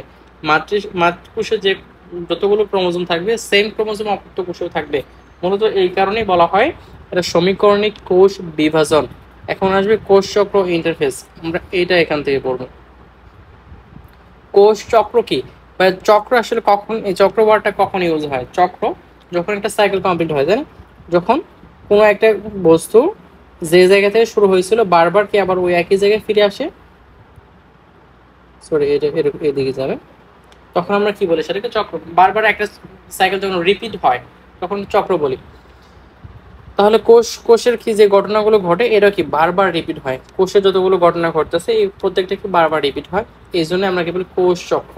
যেমন একটা কোষ সৃষ্টি হবে, তারপর কোষ সৃষ্টি হওয়ার পরে কি হবে? ওই কোষের বৃদ্ধি হবে, তারপরে আবার বিভাজন ঘটবে। একটা কোষ সৃষ্টি হবে, তারপরে বৃদ্ধি ঘটবে, তারপর বিভাজন। এই তিনটা কাজ। বিভাজনের পরে আবার কি? আবার বৃদ্ধি, আবার বিভাজন, তাই না? এই যে একটা চক্র চলতেছে, কোষ সৃষ্টি, বৃদ্ধি আর বিভাজন, এই তিনটা কাজ যে চক্রের মাধ্যমে সম্পন্ন হয় তার নাম হলো কোষ চক্র বা সেল সাইকেল। কোন বিজ্ঞানী প্রস্তাব করেন? বিজ্ঞানী হাওয়ার্ড ও প্যাল্ক। এমসিকিউর জন্য এটুকু জানা লাগবে। তাহলে দেখো একটা কোষ চক্রের মূলত ঘটনা কয়টা? তিনটা। কোষ সৃষ্টি হবে, বৃদ্ধি হবে, তার পরবর্তীতে কি হবে? বিভাজন হবে। এই তিনটা কাজ যে চক্রের মাধ্যমে সম্পন্ন হয় তার নাম কোষ চক্র। কোন বিজ্ঞানী দেন? বিজ্ঞানী হাওয়ার্ড আর প্যাল্ক। তোমার জাস্ট এইটুকু জানা লাগবে। এখন আসো এই কোষ চক্রের ভিতর যে কাজগুলো হয় এই কাজগুলো কয়েকটা ভাগে ভাগ করছে বা দশায় নিয়ে আসছে। মূলত প্রধানত দুইটা ভাগে ভাগ করছে। তাহলে কোষ চক্র তুমি যদি দেখো, এই কোষ চক্রকে দুই ভাগে ভাগ করছে। একটা হচ্ছে কোষ সৃষ্টি হওয়ার পরে কি হয়ে যাবে? একটা বৃদ্ধি দশা বা প্রস্তুতি, আর একটা বিভাজন। সহজ কথা, একটা কোষ সৃষ্টি হওয়ার পরে দুইটা ধাপই ঘটে। একটা হলো সে বিভাজনের জন্য প্রস্তুতি নেয়, মানে বৃদ্ধি ঘটবে, আর বৃদ্ধি ঘটার পরে সেটা কি হবে? বিভাজন হবে। তাহলে কোষকে মূলত প্রথম দুইটা ঘটনা মানে দুইটা ধাপ। একটা প্রস্তুতি, যার নামকে বলা হয়েছে ইন্টারফেজ। এই প্রস্তুতিকে বলা হয়েছে কি? ইন্টারফেজ। সুন্দর কথা। এখন প্রস্তুতি দশাকে কেন ইন্টারফেজ বলা হইলো? এই প্রস্তুতিকে কেন ইন্টারফেজ বলা হইলো? এর কারণ কি? ইন্টারফেজ, দেখো তো ইন্টার ওয়ার্ডের সাথে তুমি পরিচিত কিনা? Inter school tournament, inter school tournament মানে কি, দুইটা ভিন্ন স্কুলের মধ্যে কি হবে প্রতিযোগিতা, তাই তো। ইন্টার স্কুল টুর্নামেন্ট, ইন্টার মানে মধ্যবর্তী বোঝানো হয়েছে, বিটুইন দুইটার ভিতরে কিছু একটা। তাহলে এই যে প্রস্তুতি দশাকে দুইটার ভিতরে কিভাবে নিয়ে আসা যায়, সহজ কথা। তুমি যদি দেখো একটা কোষ, একটা কোষ ছিল, এই কোষ থেকে বিভাজন করে দুইটা কোষ তৈরি হয়ে গেছে, একটা কোষ থেকে বিভাজন দুইটা কোষ তৈরি হয়েছে। যে অবস্থায় বিভাজনটা ঘটছে তুমি যদি এখানে একটা দাগ দাও, বিভাজনটা শেষ হওয়ার পর পরে কি কাজ হবে, এইটুকু অংশ ধরে বিভাজন করছে, বিভাজনের পর পরই এই দুইটা কোষের কাজ কি করা, এই কোষটা কি করবে, এখানে বড় হবে, গ্রো করবে না, বড় হবে। তাহলে দেখো এইটুকু সময় ধরে সে কি হয়ে যাচ্ছে, বড় হয়ে যাচ্ছে। বড় হওয়ার পর এই কোষটা এখন কি করবে, বিভাজন হবে, এই কোষটা কি দুইটা কোষ তৈরি করবে। তাহলে এইখানে আরেকটা দেখ, মানে এইখানে বিভাজন করতেছে, তুমি দেখো। তাহলে এই পাশে বিভাজন করছে, আবার এই পাশে বিভাজন করছে। এই বিভাজনের মাঝখানে যে সময়টুকু আছে, এই সময়টুকু সে কি করলো, বিভাজনের জন্য কি করলো, প্রস্তুতি নিল।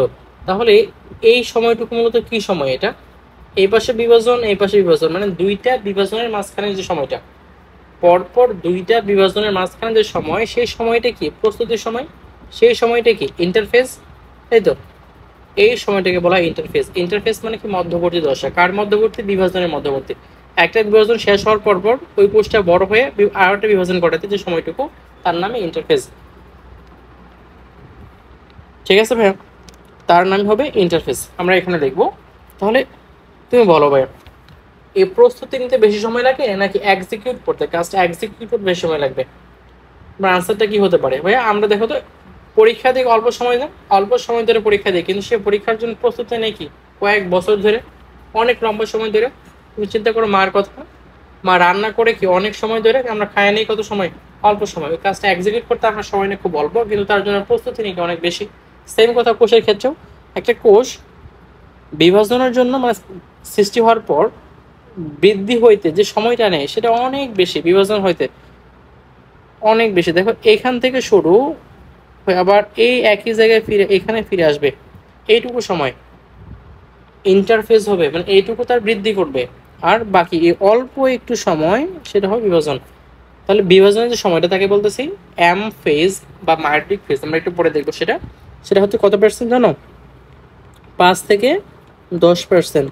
এটা হলো কি ফেজ, এম ফেজ বা বিভাজন দশা বা মাইটোটিক ফেজ। আর বাকি 90 থেকে 95% যে সময়, এই সময়টা হবে কি ইন্টারফেস বা প্রস্তুতিমূলক দশা। এখন এই সময় পার্সেন্টেজ আকারে আছে, 5 থেকে 10% এম ফেজ, 90 থেকে 95% ইন্টারফেস।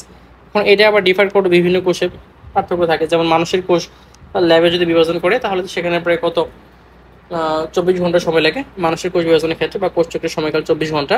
আবার সেম যখন ইস্টের কোষ বিভাজন করবে সেই সময়টা কত ঘন্টা, 90 মিনিট বা 1.5 ঘন্টার মতো ইস্ট।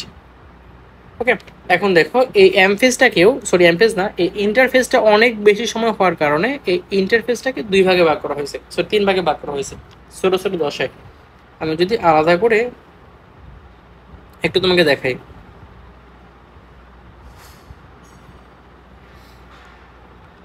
টোটাল এই সময়টা হইতেছে সম্পূর্ণ সময় কোষ চক্র। এই কোষ চক্রের এই যে টাইমটুকু আছে, এই টাইমটুকু হলো আমার বিভাজন করবে, মানে এইখান থেকে এই অংশটুকু বিভাজন করবে। আর বাকি যে অংশটা আছে এখান থেকে এই অংশটা, সম্পূর্ণ অংশটায় সেটা হবে তোমার কি, এই সম্পূর্ণ অংশটা হচ্ছে বৃদ্ধি বা ইন্টারফেস। এখন এই ইন্টারফেসটা অনেক লম্বা সময় হওয়ার কারণে ছোট ছোট কয়েকটা ভাগে ভাগ করা হয়েছে। এখন ছোট ভাগগুলোর সবচেয়ে ইম্পর্টেন্ট ঘটনা কি, কোষে বিভাজনের জন্য সবচেয়ে ইম্পর্টেন্ট কি ঘটে, কি ঘটা প্রয়োজন, সেটা হলো ডিএনএ রেপ্লিকেট করা, কারণ ডিএনএ ডাবল করা লাগবে। সবচাইতে ইম্পর্টেন্ট ঘটনা হইতেছে কি ভাইয়া, ডিএনএ রেপ্লিকেট করা সবচেয়ে ইম্পর্টেন্ট ঘটনা। তাহলে দেখো এই ডিএনএ রেপ্লিকেট ঘটে যে সময়টুকু, ওই সময়টুকু আমরা আলাদা করে ফেলবো। যে সময়টুকু ডিএনএ রেপ্লিকেট করে বা ডিএনএ ডাবল হয়, আমরা তো এটা পরে আসছিলাম তাই না, ডিএনএ যে সময় ডাবল হওয়া লাগবে তো অবশ্যই, যে সময়টুকু ডিএনএ ডাবল হয় সেটাকে আলাদা করবো, ডিএনএ সিনথেসিস। তাহলে এই ফেজটার নাম দিব আমরা S phase, S for synthesis বা সংশ্লেষ দশা। আর এই যেখানে বিভাজন হবে তার নাম কি, এম ফেজ বা মাইটোটিক দশা। তাহলে দেখো এই কোষ চক্রে আমরা দুইটা দশা পাইলাম, একটা এম ফেজ আর একটা সিনথেসিস ফেজ। এখন এই এম ফেজ আর সিনথেসিস ফেজ এই দুইটার মাঝখানে এখানে একটা গ্যাপ তৈরি হয়ে গেছে, আবার এই সিনথেসিস ফেজ আর এম ফেজ এইটার মাঝখানে এখানে আরেকটা গ্যাপ তৈরি হয়ে গেছে। তাহলে আমার দুইটা গ্যাপ আছে। তাহলে দেখো তো প্রথম গ্যাপটা কোনটা, এম ফেজের পরে মানে কোষ সৃষ্টি হওয়ার পরে ফার্স্ট যে গ্যাপটা পড়ে এইটা। তাহলে এই গ্যাপের নাম দিয়ে দাও, কি নাম দেবা প্রথম গ্যাপ, তাহলে গ্যাপ ওয়ান, গ্যাপ ওয়ান। তাহলে আমরা কি একটা বিরাম এক বা বিরাম দশা বাংলায় বলা হয়, বা গ্যাপ ওয়ান দশা বা জি ওয়ান দশা, সহজ কথায় একে বলা হয় জি ওয়ান, বইয়ের নাম দেওয়া আছে জি ওয়ান, এটা হলো জি ওয়ান ফেজ। তাহলে আমরা ফার্স্ট যে দশাটা আমরা সেটা নাম পেয়ে গেলাম, সেটা হচ্ছে জি ওয়ান ফেজ, জি ওয়ান গ্যাপ ওয়ান। তারপরে এস ফেজ, তাহলে এস আর এম এখানে তো 2 নম্বর গ্যাপটা আছে, তাহলে সহজ কথা এটার নাম কি দেবো আমরা, জি টু দেবো, গ্যাপ টু।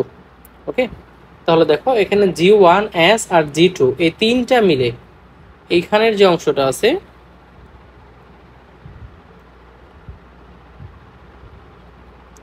এখান থেকে শুরু করে একেবারে এই পর্যন্ত যে অংশটুকু আছে, আরে এখান থেকে শুরু করে এই পর্যন্ত, এইটুকু না মানে এখান থেকে এই পর্যন্ত যে অংশটা আছে এই অংশটা কি ইন্টারফেস। ইন্টারফেস তাহলে কয়টা দশা হয়ে গেল, জি ওয়ান এস আর জি টু, তিনটে দশা। আমরা এখন একটু স্লাইডে যদি দেখি ইন্টারফেসটা কি, একটা কোর্স সৃষ্টি হওয়ার ইন্টারফেসের সংখ্যাটা ভাবে তোমার জানা লাগবে, ক নাম্বার প্রশ্নের জন্য ভেরি ভেরি ইম্পর্টেন্ট। ইন্টারফেসটা কি, একটি কোর্স সৃষ্টি হওয়ার পর থেকে বিভাজনের পুরো পর্যন্ত সময় হলো ইন্টারফেসের প্রস্তুত দশা। একটা কোর্স সৃষ্টি হয়েছে, সৃষ্টি হওয়ার পর থেকে বিভাজন হবে, এর মাঝখানে তো সময় আছে, এই সময়টাকে আমরা বলতেছি ইন্টারফেস বা প্রস্তুতি পর্যায়ে। কোর্স চক্রের মোট সময়ে 90 থেকে 95 ভাগ ব্যয় হয় ইন্টারফেস দশায় মানে প্রস্তুতি নিতে, আর বাকি 5 থেকে 10 ভাগ সময় ব্যয় হয় এম ফেজে। 5 থেকে 10 ভাগ ব্যয় হবে কোথায়, এই এম ফেজে। তারপর দেখো এই ইন্টারফেসটা 3 ভাগে ভাগ করছিলাম, শুরুতে গ্যাপ ওয়ান বা বিরাম দশা, শুরুতে কি ছিল গ্যাপ ওয়ান ফার্স্ট গ্যাপ, এই গ্যাপে কি ছিল ভাইয়া, তার আগে তুমি দেখো এই মূল ঘটনা বিভাজনের পরে বিভাজন হয়েছে, বিভাজন ঘটার পরে মূল যে কাজটা সেটা কি করা, এই অংশটা না এস প্রথম কাজটা কি ডিএনএ সিনথেসিস করা। তার মানে তোমার এখানে কি তৈরি হওয়া উচিত, এখানে কি কাজ করা উচিত, মানে এখানে এমন সকল সকল কাজ করা উচিত যে কাজগুলো করলে কি এই ডিএনএ সিনথেসিস করাটা ইজি হয়। তার মানে এখানে এমন সব কাজ ঘটবে, এই জি ওয়ানে এমন সব কাজ ঘটবে যে কাজগুলো তোমার কি করবে, ডিএনএ সিনথেসিসের জন্য হেল্প করবে। তাহলে এখানে ডিএনএ সিনথেসিস হবে। তারপর দেখো এই গ্যাপ টু এর কী কাজ হবে, দেখো গ্যাপ টু এর পরে কী দশা আছে, বিভাজন দশা। তার মানে গ্যাপ টুতে এমন সকল কাজ হবে যেই কাজগুলো কি এই বিভাজনে হেল্প করবে।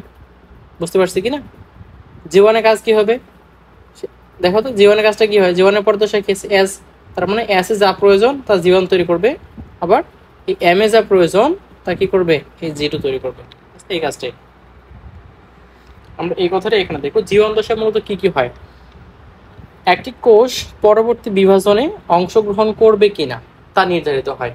সকল কোষ তো বিভাজিত হয় না, সকল কোষই বিভাজিত হয় না, বা এমন বা আবার আমরা এই কথাটা এভাবে বলতে পারি যে কিছু কোষ আছে জীবনও বিভাজিত হয় না, মানে জন্মের পর থেকে মৃত্যু পর্যন্ত বিভাজনই করে না। যেমন আমাদের আরবিসি আছে, পেশি কোষ, স্নায়ু কোষ, এগুলো বিভাজন করে না। উদ্ভিদের স্থায়ী কোষগুলো আছে, এরা সারা জীবনে বিভাজন করে না। আবার কিছু কোষ আছে তোমার জন্মের কিছুদিন পর বা কয়েকবার বিভাজন করছে, এখন বৃদ্ধ হয়ে গেছে, এখন বিভাজন করে না। একটা কোষ নর্মালি প্রায় 4 বার থেকে 60 বারের মতো বিভাজন দিতে পারে আর কি, বিভাজন হয় নর্মালি 4 বার থেকে 60 বার পর্যন্ত। প্রকারভেদ আছে, মানে বিভিন্ন ইয়ে আছে আর কি, স্কেলে এ থেকে এরকম বিভাজন ঘটে। তার মানে একটা কোষ বৃদ্ধ অবস্থায় বিভাজন দিবে না, যখন একটা কোষ বিভাজন দিবে না তাহলে কি হবে, সেটা সারা জীবন জি ওয়ানে থেকে যাবে। অর্থাৎ আমাদের এটা কি ছিল, সেল সাইকেল ছিল, সেল সাইকেলে এইটুকু কি ছিল, এম ফেজ ছিল, এখানে কি ছিল এস ফেজ সিনথেসিস, আর এটা ছিল জি ওয়ান, এটা ছিল জি টু। তার মানে যে কোষটা আর বিভাজন হবেই না, মানে একবার বিভাজনের পর থেমে গেছে, এই কোষ আর বিভাজন হবেই না। তো যে কোষ বিভাজন হবে না তার কি সিনথেসিস ডিএনএ সিনথেসিস দরকার আছে, নাই, তাহলে এই কোষটা সারা জীবন এখানে থেকে যাবে। অর্থাৎ আবার যে কোষে বিভাজন ঘটবে তাহলে এই কোষটার ডিএনএ সিনথেসিস দরকার আছে, এই জন্য এখানে কাজ করা লাগবে। অর্থাৎ একটা কোষ বিভাজনে অংশগ্রহণ করবে কিনা তার নির্ধারিত কোথায় কোথায়, এই জীবাণে। এক্ষেত্রে এই জীবাণে তুমি দেখো এই জীবনে কি করতেছে, একটা সাইক্লিন নামক প্রোটিন তৈরি হয়, সাইক্লিন নামক একটা প্রোটিন তৈরি হয়, সাইক্লিন প্রোটিন। এই সাইক্লিন প্রোটিন তৈরি হয় কোন দশায়, জীবন দশায়। এই সাইক্লিন প্রোটিনটাই তোমার কোষ বিভাজনটা নিয়ন্ত্রণ করবে। সাইক্লিন প্রোটিনের সাথে একটা এনজাইম যুক্ত হয়, তার নাম হলো সিডিকে। সাইক্লিন প্রোটিনের সাথে একটা এনজাইম যুক্ত হবে সিডিকে বা সাইক্লিন ডিপেন্ডেন্ট কাইনেজ। এই দুইটা এনজাইম মূলত কি করবে, এই ইন্টারফেস দশাটাকে নিয়ন্ত্রণ করবে বা প্রক্রিয়ার অগ্রগতি সাধন করবে আর কি, কোষ বিভাজনটা বাড়াই দেবে। তাহলে কোন প্রোডাক্ট, সাইক্লিন একটা প্রোটিন, আর এর সাথে সাইক্লিন ডিপেন্ডেন্ট কাইনেজ মানে একটা এনজাইম যুক্ত হবে। হ্যাঁ, তাহলে এটা তৈরি হয় কোথায়, জীবন দশাতেই। ডিএনএ রেপ্লিকেশনের জন্য প্রয়োজনীয় যা যা দরকার সব এখানে তৈরি হবে। এখানে আরেকটা ইম্পর্টেন্ট বিষয়, এর সময়কাল কত, 30 থেকে 40%। এই টোটাল কোষ চক্রে 30 to 40% সময় ব্যয় হয় জীবন দশাতে। তারপরে আসো এস সিনথেসিস দশা। এখানে মূল কাজ ভাই একটাই, সেটা হলো ডিএনএ রেপ্লিকেশন বা ডুপ্লিকেশন, ডিএনএ দ্বিগুণ করা, ডিএনএ ডাবল করা। এখন ডিএনএ আবার কার ভিতরে পেঁচায়, একটু আগে বলে আসছিলাম, ডিএনএ ছোটো ছোটো কিছু প্রোটিনের উপর পেঁচায়, তাই না? এই ছোটো ছোটো প্রোটিনগুলোর নাম হিস্টোন প্রোটিন। তাহলে এক্ষেত্রে মূলত এই ডিএনএ তৈরি হবে, ডিএনএ ডাবল হবে, আবার হিস্টোন প্রোটিনও ডাবল পাওয়া লাগবে। তার মানে ডিএনএও তৈরি হয়ে যাচ্ছে এখানে, হিস্টোন প্রোটিনও তৈরি হবে এখানে। মূলত এই দুইটাই ঘটনা, ডিএনএ রেপ্লিকেশন আর একটা হিস্টোন প্রোটিন তৈরি। আর আরেকটা ইম্পর্টেন্ট বিষয়, সেটা হলো কতক্ষণ সময় নেয়, 30 থেকে 50% সময়, 30 থেকে 50% সময় ব্যয় হয়। তারপর আসো G2 দশা, গেপ টুতে। এই গেপ টুতে কি ঘটনা ঘটবে, এই গেপ টু পরে কি আছে বললাম ভাই, আগে বলে আসছি, অ্যামফিস মাইটোসিস, বিভাজন করবে। তাহলে বিভাজনের জন্য যা যা দরকার, কি দরকার ভাই, প্রোটিন দরকার, তাই না? কোষ বিভাজনের জন্য সাইটোপ্লাজম দরকার আছে, প্রোটিন দরকার হবে। এই প্রোটিনের কি, আরএনএ দরকার হবে, আরএনএ, বিভিন্ন প্রকার আরএনএ তৈরি হবে, প্রোটিন তৈরি হবে এখানে। আবার বিভাজনের জন্য কি দরকার আছে ভাই, তোমার স্পিন্ডল যন্ত্র দরকার আছে। এই জন্য কি তৈরি করে লাগবে, মাইক্রোটিউবিল গঠনকারী প্রোটিন তৈরি করে, মাইক্রোটিউবিল। সেন্ট্রিওল, এই সেন্ট্রিওল প্রাণী কোষের ক্ষেত্রে, স্পেশালি উদ্ভিদ কোষের সেন্ট্রিওল তো থাকেই না, এই প্রাণী কোষের ক্ষেত্রে সেন্ট্রিওল ডাবল হবে। আবার কোষ চক্রের সময়কাল এখান থেকে 10 থেকে 20%, মানে কম সময়। জিটোতে মাত্র 10 to 20% সময় ব্যয় হয়। ওকে, এইটুকু আমার ইন্টারফেস মাইটোসিসে প্রবেশের আগে আমি যদি একটু বইটা দেখে আসি।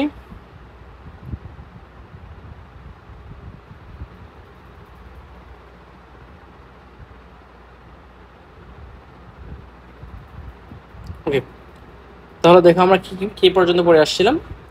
একটা কোষ সৃষ্টি, কোষ চক্র কাকে বলা হয়, একটা কোষ সৃষ্টি, বৃদ্ধি ও পরবর্তী বিভাজন, এই তিনটি কাজ যে চক্রের মাধ্যমে সম্পন্ন হয় তার নাম ছিল কোষ চক্র। এই কোষ চক্র কোন বিজ্ঞানী প্রস্তাব করেন, বিজ্ঞানী হাওয়ার্ড ও পেলক। একজন মানুষের, প্রাপ্তবয়স্ক মানুষের কত সংখ্যক কোষ আছে, 100 ট্রিলিয়ন সংখ্যক, 10 to the power 14 সংখ্যক কি আছে ভাই, কোষ আছে। এই কোষগুলোর ভিতর প্রতি সেকেন্ডে আসলে কতগুলো কোষ বিভাজিত হয় জানো ভাই, 250 লাখ, মাঝদাম আমার বইয়ে দেওয়া আছে, প্রতি সেকেন্ডে বিভাজিত হয় 250 লাখ বা 25 মিলিয়ন, 25 মিলিয়ন সেল প্রতি সেকেন্ডে বিভাজিত হয়। ওকে, তারপরে এখানে আমরা পড়বো কিছু কোষ আছে যেগুলো কখনো বিভাজিত হতে পারে না, যেমন লাল রক্তকোষ, স্পেশালি কোনো রক্তকোষই বিভাজিত হতে পারে না, মাত্র শুধুমাত্র শ্বেত রক্তকণিকা ক্যান্সারের ক্ষেত্রে বিভাজিত হয় আর কি। লাল রক্তকোষ, পেশি কোষ, স্নায়ু কোষ আর উদ্ভিদের স্থায়ী কোষসমূহ হয়, এরা কি করতে পারে না, বিভাজিত হতে পারে না। তারপর দেখো আমরা এখানে রিডিং দিব না, আমরা জাস্ট এই চিত্রটা দেখব। হাওয়ার্ড পেলক কোষ চক্রে যে প্রস্তাব করে, সেই কোষ চক্রে মাইটোসিস দশার সময়কাল 5 থেকে 10%, জীবাণুর সময়কাল 30 থেকে 40%, এস দশার সময়কাল কত পার্সেন্ট, 30 থেকে 50, G2 10 থেকে 20%, আর 90 থেকে 95% ইন্টারফেস দশার সময়কাল। সহজ, এটা পড়বো। এখন কোষ চক্রের জন্য উদ্দীপনা দরকার, কোষ বিভাজনের জন্য কিছু ফ্যাক্টর কাজ করা লাগবে না ভাই, অবশ্যই কোনো কিছুর জন্য কিছু আমাদের মোটিভেশন দরকার, মোটিভেটর দরকার। তাহলে কোষ চক্র বা কোষ বিভাজন এর জন্য কে মোটিভেটর হবে, আমরা ওখানে বলে আসছিলাম যে সাইক্লিন প্রোটিন বা সাইক্লিন সিডিকে। তাহলে অভ্যন্তরীণ উদ্দীপনা, অভ্যন্তরীণ বলতে কোষ নিজেই তৈরি করে। কোষ বিভাজনের জন্য কোষের ভিতর কি তৈরি হয়, এটা হলো অভ্যন্তরীণ, আর কোষের বাহিরে কি আসে সেটা বাহ্যিক। দেখো কোষের ভিতরে কি তৈরি করে ভাইয়া, এই যে সাইক্লিন সিডিকে তৈরি করবে। তাহলে অভ্যন্তরীণ উদ্দীপনা কি দিচ্ছে, সাইক্লিন সিডিকে বা সাইক্লিন ডিপেন্ডেন্ট কাইনেজ একটা এনজাইম আর সাইক্লিন নামক প্রোটিন, যেটা G1 দশায় তৈরি হয়। এটা কোন দশায় তৈরি হয়েছে, G1 দশায় তৈরি হবে। আর বাহ্যিক উদ্দীপনা কোষের বাহির থেকে কি আসবে, বাহির থেকে হরমোন কাজ করতে পারে, বিভিন্ন গ্রোথ ফ্যাক্টর কাজ করতে পারে। হরমোন যেমন তুমি চিন্তা করো আমাদের যখন ইরাথ্রোপয়েটিন যে হরমোনটা আছে, হ্যাঁ ইরাথ্রোপয়েটিন আমরা পরে আসছি না, এরা বিক্রিয়া থেকে করে তো ইরাথ্রোপয়েটিন যে হরমোনটা সেটা কি করে আমাদের আরবিসি তৈরি বৃদ্ধি করে দেয়। তার মানে কি এই হরমোনটা তার ওই কোষ বিভাজনে বাহ্যিক এটা উদ্দীপনা। তুমি দেখো যখন আমাদের কোনো রক্তনালী কেটে যায় বাইরে রক্ত বের হয় তখন অনুচক্রিকা গ্রোথ ফ্যাক্টর ক্ষরণ করে, রক্ততে দেখবা অনুচক্রিকা গ্রোথ ফ্যাক্টর ক্ষরণ করে, এটা বাহ্যিক উদ্দীপনা, তাই না? তাহলে এই যে লোহিত রক্তকণিকার সংখ্যা বৃদ্ধির জন্য কিডনি তৈরি করে ইরিথ্রোপয়েটিন, শ্বেত রক্তকণিকা আবার বিভিন্ন গ্রোথ ফ্যাক্টর ক্ষরণ করে, কার জন্য? ইমিউন সিস্টেম বা রোগ প্রতিরোধক সিস্টেমের কিছু কোষ তৈরি করার জন্য। এগুলো আমরা ইন্টারফেস দেখবো। ইন্টারফেস মানে কি, এখানে কি ঘটনা ঘটতেছে, কোষের বৃদ্ধি হইতেছে, কোষের বৃদ্ধি। আর যেখানে তুমি বৃদ্ধি দেখবা সেখানে একটা ওয়ার্ড তুমি পাবা, সেটা হলো মেটাবলিক, মেটাবলিজম বা বিক্রিয়া বেশি করবে। বৃদ্ধি হওয়ার মানে কি, সেখানে রাসায়নিক বিক্রিয়া অনেক বেশি করবে না, মেটাবলিজম। তাহলে ইন্টারফেজ অবস্থায় যে কোষের নিউক্লিয়াস থাকবে সেই নিউক্লিয়াসের অনেক বেশি কি হয়, বিক্রিয়া করা লাগবে, নিউক্লিয়াস বড় হবে, নিউক্লিয়াসের ডিএনএ ভাগ হয়ে যাবে বা ডিএনএ কপি হবে, তাহলে এখানে অনেক বেশি বিক্রিয়া করবে। আর যেখানে বিক্রিয়া করে সেখানে কি হয়, মেটাবলিক কার্যক্রম বেশি। তাহলে ইন্টারফেস অবস্থায় কোষের নিউক্লিয়াসকে বলা হবে বিপাকীয় নিউক্লিয়াস বা মেটাবলিক। বিপাকীয় এর ইংলিশ হলো মেডিকেল টার্ম মেটাবলিজম। তাহলে মেটাবলিক নিউক্লিয়াস কোথায় তৈরি হবে, কোথায় দেখা যায় এটা, ইন্টারফেস অবস্থায়। ওকে, এখানে আর কিছু নাই। তারপরে আসো সারফেস, সারফেসে বিশেষ রিসেপ্টর প্রোটিনের গ্রোথ ফ্যাক্টর যুক্ত হয়ে কোষ চক্র সুনির্দেশনা দিয়ে লাগবে না তোমার। জীবাণু দশাতে কি কাজ করবে, একটা কোষ পরবর্তী বিভাজনে অংশগ্রহণ করবে কিনা। প্রথমে সাইক্লিন নামক প্রোটিন তৈরি হওয়ার পরে সিডিকে, সিডিকে কি কাজ করে, ফসফোরাইলেশন প্রক্রিয়া নিয়ন্ত্রণ করে। যে ফসফোরাইলেশন কথা মানে বা এটিপি তৈরির প্রক্রিয়া। তারপরে দেখো কোষ চক্র সময়কাল 30 থেকে 40%। এখানে আরেকটা বিষয় আছে, কিছু কোষ এখানে মানে এই জীবন দশায় আছে কি করবে না, তারা বিভক্ত হবে না, বিভাজন করবে না। যে কোষগুলো বিভাজন করে না তারা মূলত আরেকটা ফেজ আছে, জি নট ফেজে প্রবেশ করে যায়। এটা কোষ চক্রের বাহির একটা ফেজ, জি নট। হ্যাঁ, মানে এর আর বিভাজিত করতে পারবে না, ওরকম ফেজ চলে যায়।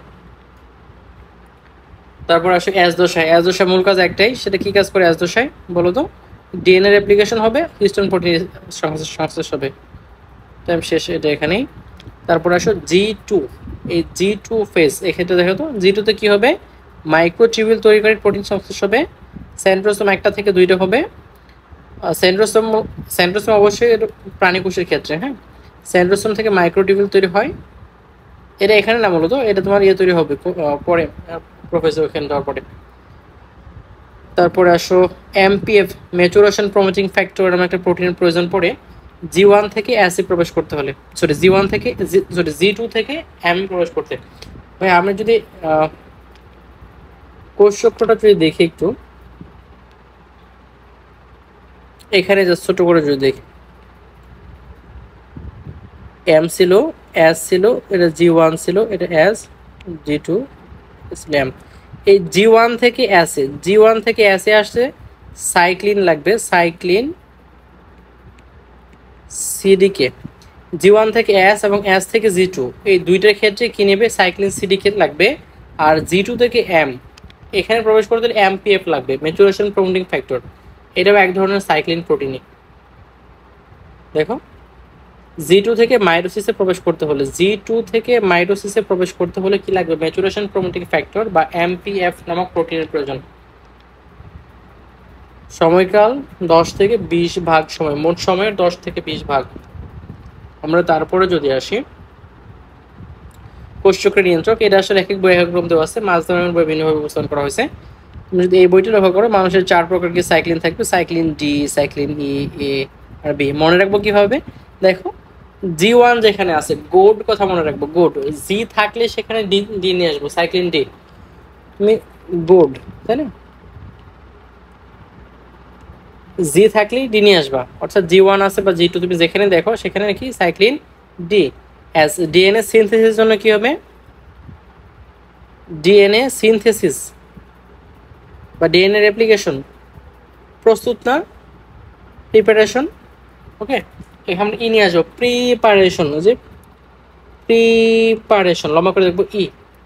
আবার দেখো অ্যাস পর্যায়ে ডিএনএ রেপ্লিকেশন সক্রিয় করা, সক্রিয় কি অ্যাক্টিভ করা এ।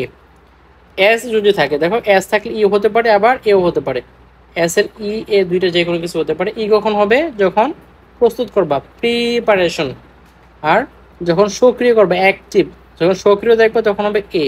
আর বি কি? সব কিছু, সব বি, সব কিছু থাকলে বি। এটা মনে না রাখলেও সমস্যা নেই, অত ইম্পর্টেন্ট কিছু না। জীবনের কোষ ইন্টারফেসের যে গুরুত্ব বা কোষ চক্রের গুরুত্ব, এগুলো তুমি এমনি পড়তে পারো। এখানে একটা লাইন দেখা লাগবে, সেটা হচ্ছে স্তন্যপায়ীদের কোষ চক্রের মোট সময়কাল এতটুকু, ব্যাস। আধুনা কোষ চক্রের 3টে ফেজে ভাগ করছে, ইন্টারফেস, মাইটোসিস ফেজ আর সাইটোকাইনেসিস। এটা পড়া লাগবে না, বিভ্রান্ত হয়ে যাবে, এটা পড়া দরকার নেই। মূলত কোষ চক্র 2 ভাগে ভাগ করা হয়েছে, ইন্টারফেস আর এম ফেজ। এম ফেজকে আবার 2 ভাগে ভাগ করছে, এটা হলো মাইটোসিস আর সাইটোকাইনেসিস। একটু পরে দেখবো। ইন্টারফেজ অবস্থায় যেটা বলতেছিলাম, কোষের, এটা আগে বলে আসছি, কোষের প্রস্তুতি অবস্থায় এখানে যে ডিএনএ থাকবে সেটা ক্রোমাটিন হিসেবে থাকবে। কি হিসেবে থাকবে ভাইয়া? ক্রোমাটিন হিসেবে। আর বিভাজনরত অবস্থায় থাকবে সেটা ক্রোমোজোম হিসেবে। এখন আসো মাইটোসিস। মাইটোসিস কোষ বিভাজনে কি? ক্যারিওকাইনেসিস। মাইটোসিস মানে একটা কোষের বিভাজনের জন্য, একটা কোষের বিভাজনের জন্য মূলত কি হওয়া লাগবে? 2টা বিভাজন ঘটা লাগবে। একটা নিউক্লিয়াসের বিভাজন, এইটার বিভাজন ঘটবে মানে ডিএনএ বিভাজন, আর একটা কি? সাইটোপ্লাজম বিভাজন। এই নিউক্লিয়াসের বিভাজনকে বলা হইতেছে ক্যারিওকাইনেসিস। নিউক্লিয়াসের বিভাজনকে বলা হইতেছে ক্যারিওকাইনেসিস, আর সাইটোপ্লাজম বিভাজন হবে সাইটোকাইনেসিস।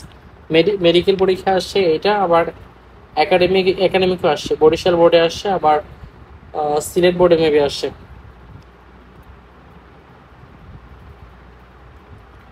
মাইটোসিসের পর্যায়সমূহ, মাইটোসিসকে 5টা পর্যায়ে ভাগ করা হয়। দেখো মাইটোসিসকে প্রথমত 5টা দশা বা পর্যায়ে ভাগ করা হয়ে থাকে। ভাই মূলত কথা হইতেছে মাইটোসিস বা মিওসিসে যে বিভাজনটা দেখো, মূলত এটা কন্টিনিউয়াস প্রসেস, মানে এক ঘটতে থাকবে ঘটতে থাকবে ঘটতে থাকবে, কন্টিনিউয়াস হবে। এমনটা না যে এই পর্যন্ত আসার পর এখানে থেমে যাবে, তারপর আবার নতুন শুরু হবে, তারপর আসার পর এখানে থেমে যাবে, এমনটা না। তুমি যদি মানুষের জীবনটা, আমাদের জীবন দেখো, দেখো শুরুতে কি হয়, একেবারে বাচ্চা যখন জন্মগ্রহণ করে, নবজাতক, কিছুদিন পর শিশু, তারপরে কি হয় কিশোর, তারপরে হয় যুবক, তাই না? তো হঠাৎ করে কি এমনটা হয় যে নবজাতক ছিল, কিছুদিন কিছু নবজাতক, হঠাৎ করে শিশু, শিশু শিশু শিশু, হঠাৎ করে কৈশোর, পরে একদিন হঠাৎ করে তোমার কি হয়ে যাবে, যুবক। এমনটা কি হয় না? Continuous process. আমরা ওই সময়গুলোকে ভাগ করছি বোঝার সুবিধার্থে, কিছু ঘটনা ঘটে, মানে ঘটনা ঘটার যে সময়কাল সেটা সুবিধার্থে। এরকম মাইটোসিস একটা কন্টিনিউয়াস প্রসেস, মানে একটা প্রসেস অনুসারে আস্তে আস্তে ভাগ হতে থাকবে। এই সময়কালকে আমরা কয়েকটা ভাগে ভাগ করছি। যেমন এই ঘটনা পর্যন্ত একটা সময়কাল, একটা নাম দিছি, তারপর এই ঘটনা পর্যন্ত আরেকটা নাম, এই ঘটনা পর্যন্ত আরেকটা নাম, এরকম করে। এটা কন্টিনিউয়াস, অবিচ্ছিন্ন একটা প্রসেস, হ্যাঁ, অবিচ্ছিন্ন ধারাবাহিক প্রক্রিয়া। তাহলে আমরা এটা এখান থেকেই দেখবো। আবার এই মাইটোসিস, মাইটোসিস কোষ বিভাজন কাকে বলে আমরা ডেফিনেশনটা পড়ে আসছিলাম, যে কোষ বিভাজন প্রক্রিয়ায় প্রকৃত কোষের, এটা অবশ্যই প্রকৃত কোষের হবে, নিউক্লিয়াস আর ক্রোমোজোম উভয়ই একবার করে বিভাজিত হয়, তার নাম মাইটোসিস কোষ বিভাজন। এই মাইটোসিস কোষ বিভাজনে একটা মাতৃকোষ থেকে কয়টা অপত্য কোষ তৈরি হবে? 2টি অপত্য কোষ। আরে অপ্ত রেখে ফেলছি না, বানান ভুল হয়ে গেছে। একটি মাতৃকোষ থেকে 2টি অপত্য কোষ, অপত্য কোষ তৈরি হয়, তার নাম মাইটোসিস কোষ বিভাজন। তাহলে এই মাইটোসিস কোষ বিভাজনের 2টা দশা আছে, একটা ক্যারিওকাইনেসিস আর সাইটোকাইনেসিস। ক্যারিওকাইনেসিস মানে বলে আসলাম ভাই নিউক্লিয়াসের বিভাজন, সাইটোকাইনেসিস সাইটোপ্লাজমের বিভাজন। ক্যারিওকাইনেসিস বা এই নিউক্লিয়াসের বিভাজন, এই টোটাল সময়কালকে 5টা ধাপে ভাগ করা হয়েছে। প্রো ফেজ, প্রো কথার মানে পূর্বে বা আগে বা প্রথমে, ফেজ মানে দশা, প্রোফেজ মানে কি? প্রথম দশা বা পূর্বের দশা। প্রো মেটাফেজ, তার আগে আসো মেটাফেজ, মেটা মানে মাঝখানে, ফেজ মানে দশা, তাহলে মাঝখানে দশা। তাহলে দেখো প্রো মেটাফেজ মানে মেটাফেজের আগের দশা। তাহলে প্রোফেজ মানে প্রথম দশা, প্রো মেটাফেজ মানে মধ্য দশার আগের দশা, মেটাফেজ মানে মাঝখানে দশা, আর অ্যানাফেজ মানে গতি দশা, আর টেলোফেজ মানে শেষ দশা। এই নামগুলো পড়া লাগবে আমাদের। আমরা যদি দেখি ইভেন্টগুলো দেখি, প্রোফেজ একটু মাথা ঠান্ডা করে এখানে বোঝা লাগবে। যদি মনে হয় যে পড়া অনেক ভারী হয়ে যাচ্ছে, বুঝতে পারতেছি না, তাহলে একটু ব্রেক নাও, তারপর এখানে আসো। আমরা আর কয়েক মিনিটে শেষ করে দেবো এটা, জাস্ট একটু বোঝা লাগবে যে প্রোফেজ প্রথম দশায় কি ঘটনাগুলো ঘটে, শুরুতেই কি কি ঘটনা ঘটে। তার আগে আসলে প্রোফেজ দশার আগে নিউক্লিয়াসটা কেমন থাকে বা আগে কোষটা কেমন থাকে। শুরুতে বলে আসছিলাম ইন্টারফেজ অবস্থায় এই কোষগুলো কেমন থাকবে, এরকম ক্রোমাটিন সুতার মতো থাকবে, সুতার মতো। যেহেতু প্রোফেজে প্রবেশ করতেছে তার মানে এস দশা পার হয়ে আসছে সিনথেসিস, তাহলে এখানে যে ডিএনএ গুলো থাকবে এটা ডিপ্লয়েড তো অবশ্যই, এই ডিএনএ ডাবল থাকবে, মানে রেপ্লিকেট করে আরেকটা কপি তৈরি করছে এরকম ডিএনএ থাকবে। তাহলে প্রোফেজ দশা কি কি ঘটনা ঘটবে, শুরুতেই তোমার কোষ বিভাজনের জন্য যেহেতু ক্রোমাটিন সুতার মতো আছে, তার মানে সুতা কি হওয়া লাগবে, পেঁচানোর প্রয়োজন পড়বে, তাই না? সুতা পেঁচে পেঁচে একটা সুখ গঠন করা লাগবে। তাহলে সুতা তুমি পেঁচাবে কি করে, সুতার ভিতরে কি আছে ভাইয়া, পানি আছে, পানি বের করে দাও।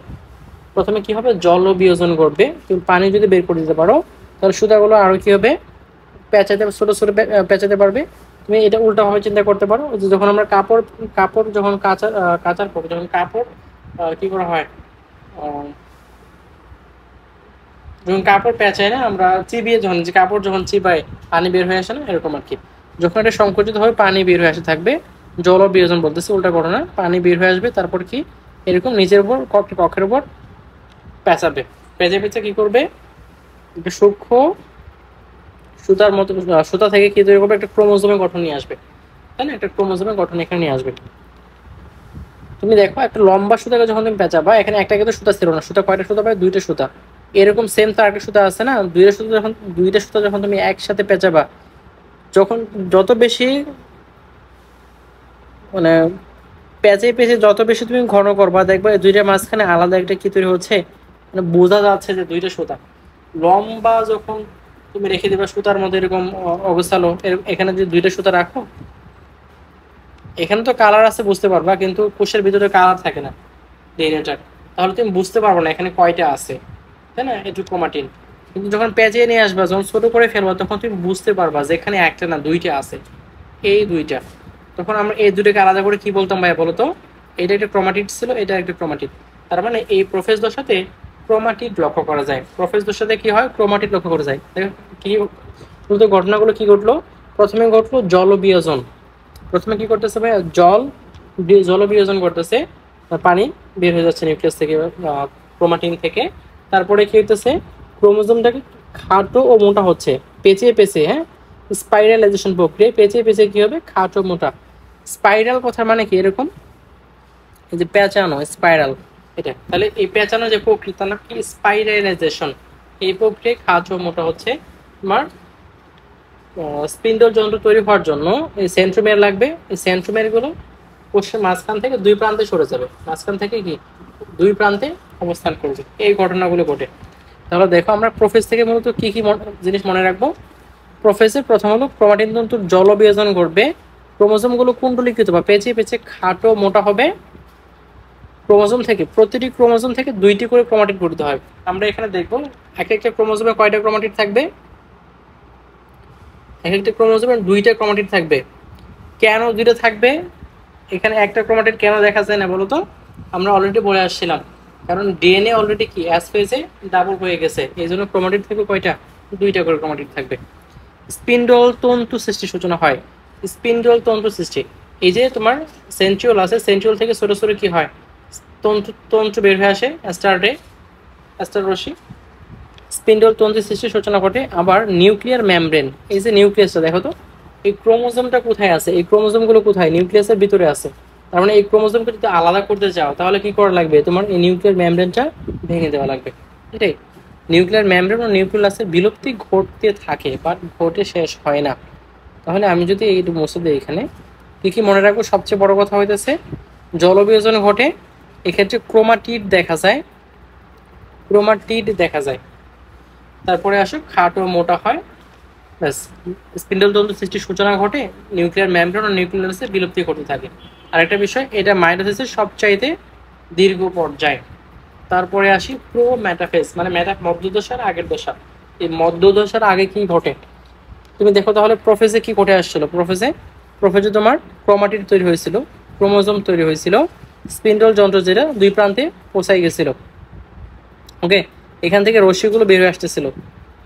দেখো ক্রোমোজোম কিন্তু কি ছিল, যে ডিএনএটা খাটো মোটা হইতেছিল না, এটা কিন্তু এখনো ঘটতে আছে, খাটো মোটা হইতেছে, মানে আরো খাটো মোটা হয়েছে।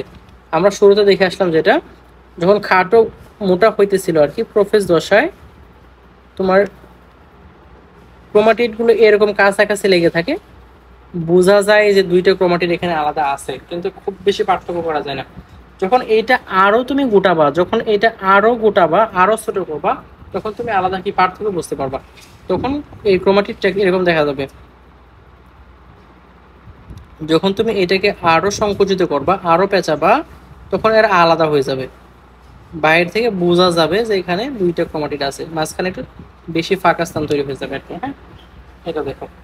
তাহলে প্রোমেটাফেজ, এই দশা কি করবে? প্রোমেটাফেজের শেষে তুমি এটাকে কিভাবে দেখবা? এই যে সেন্ট্রোসোম থেকে যে সূক্ষ্ম সূক্ষ্ম রেখাগুলো বের হইতেছিল, যে রশ্মিগুলো বের হইতেছিল, এগুলো বড় হয়ে যাবে। কিছু কিছু রশ্মি এক প্রান্ত থেকে আরেক প্রান্ত পর্যন্ত পৌঁছে যাবে। আমরা যাকে বলি স্পিন্ডল তন্তু বলবো, স্পিন্ডল তন্তু। এই সমগ্র সিস্টেমটাকে, দুইটা সেন্ট্রিওল আর এই রেখাগুলো, এই সিস্টেমটাকে বলতে স্পিন্ডল যন্ত্র। যে রেখাগুলো একটা সেন্ট্রিওল থেকে আরেকটা সেন্ট্রিওল পর্যন্ত পৌঁছাবে তার নাম হবে স্পিন্ডল তন্তু। আবার কিছু কিছু তন্তুর সাথে, সকল তন্তু না, কিছু কিছু তন্তুর সাথে দেখো, এই সাদা যে সাদা তন্তুগুলো আছে, এই কিছু কিছু তন্তুগুলোর সাথে এই ক্রোমোজোমের একটা অংশ লেগে যাবে, মানে ক্রোমোজোম কিছু কিছু তন্তুর সাথে যুক্ত হবে। অর্থাৎ এই স্পিন্ডল যন্ত্রে যে সকল তন্তু এক পাশ থেকে অপর পাশ পর্যন্ত পৌঁছাবে, মানে একটা সেন্ট্রোজোম থেকে আরেকটা সেন্ট্রোজোম পর্যন্ত পৌঁছাবে, তার নাম হচ্ছে কি? স্পিন্ডল তন্তু। আবার কিছু স্পিন্ডল তন্তুর সাথে কি হবে? এই ক্রোমোজোম গুলো যুক্ত হবে। সকল স্পিন্ডল তন্তুর সাথে না, কিছু স্পিন্ডল তন্তুর সাথে ক্রোমোজোম যুক্ত হয়। ওই সকল স্পিন্ডল তন্তুগুলোর নাম হবে ট্রাকশন ফাইবার বা ক্রোমোজোমাল ফাইবার। ট্রাকশন ফাইবার বা ক্রোমোজোমাল ফাইবার। যখনই এই স্পিন্ডল তন্তুরা এই ক্রোমোজোমকে যুক্ত করবে, যখনই যুক্ত করবে বা যখনই সংযুক্ত হবে, একটু কেঁপে উঠবে, ও মাগো, তাই না? দেখো তো, যখন আমরা ফ্রিজ থেকে কিছু চুরি করে খাই, চুরি করে খাওয়ার সময় বা ফ্রিজ তুমি খুলছো, পিছনে হঠাৎ করে তাকাই দেখো মা এসে গেছে, তখন কি একটু কেঁপে ওঠো না? মনটা কেঁপে ওঠে, ভয় পেয়ে যায়, ও মা গো। এই সেম অবস্থায় এই ক্রোমোজোম করবে, হালকা একটু কেঁপে উঠবে, আর এই কেঁপে ওঠাকে আমরা বলতেছি ক্রোমোজোমাল ডান্স। তাহলে দেখো আমরা এখানে মূলত কি কি পাইলাম, এখানে মূলত কি কি ঘটনা ঘটলো। আচ্ছা, তার আগে একটা বিষয় আমাদের জানা দরকার, সেটা হচ্ছে ক্রোমোজোমটা সুতার ভিতর কিভাবে যুক্ত হয় বা কিভাবে কানেক্টেড হয়, সেটা আমরা এখানে যদি দেখি। তোমার এইটা হচ্ছে একটা ক্রোমোজোমে এক্স এর মতো করে অ্যাড করলাম একটা ক্রোমোজোম। এই ক্রোমোজোমের এই যে এটা তো সেন্ট্রোমিয়ার, আমরা সবাই জানি সেন্ট্রোমিয়ার। এই সেন্ট্রোমিয়ারের দুই সাইডে, এই সাইডে একটা তোমার ডিস্ক বা প্লেটের মতো একটা অংশ থাকে, এখানেও জানা হলো কাইনেটোকোর। আবার এইখানেও থাকে কাইনেটোকোর। তাহলে ডিস্ক শেপ, হ্যাঁ, বা প্লেটের মতো অংশ থাকে, এখানেও কাইনেটোকোর থাকে, এই পাশেও কাইনেটোকোর থাকে। এই দুইটা কাইনেটোকোর থেকে মোটর প্রোটিন, আর এই মোটর প্রোটিনের সাথে এই সুতাগুলো একটু থাকে মোটর প্রোটিনের সাথে। তাহলে দেখো, সেন্ট্রোমিয়ারের কাইনোচোকোরের মোটর প্রোটিনে যুক্ত, সেন্ট্রোমিয়ারের কাইনোচোকোরের মোটর প্রোটিন আমরা বইয়ে পড়বো, এখানে দাগাই নিব। ক্রোমেটাফেজে কি কি মনে রাখবো? নিউক্লিয়ার মেমব্রেন ও নিউক্লিওলাসের সম্পূর্ণ বিলুপ্তি ঘটে। তার মানে এই প্রোমেটাফেজ অবস্থায় দেখো, এখানে কোনো কি নেই, এরকম এখানে কি ছিল? নিউক্লিয়ার মেমব্রেন ছিল না, এখানে দেখো কোনো নিউক্লিয়ার মেমব্রেন নাই।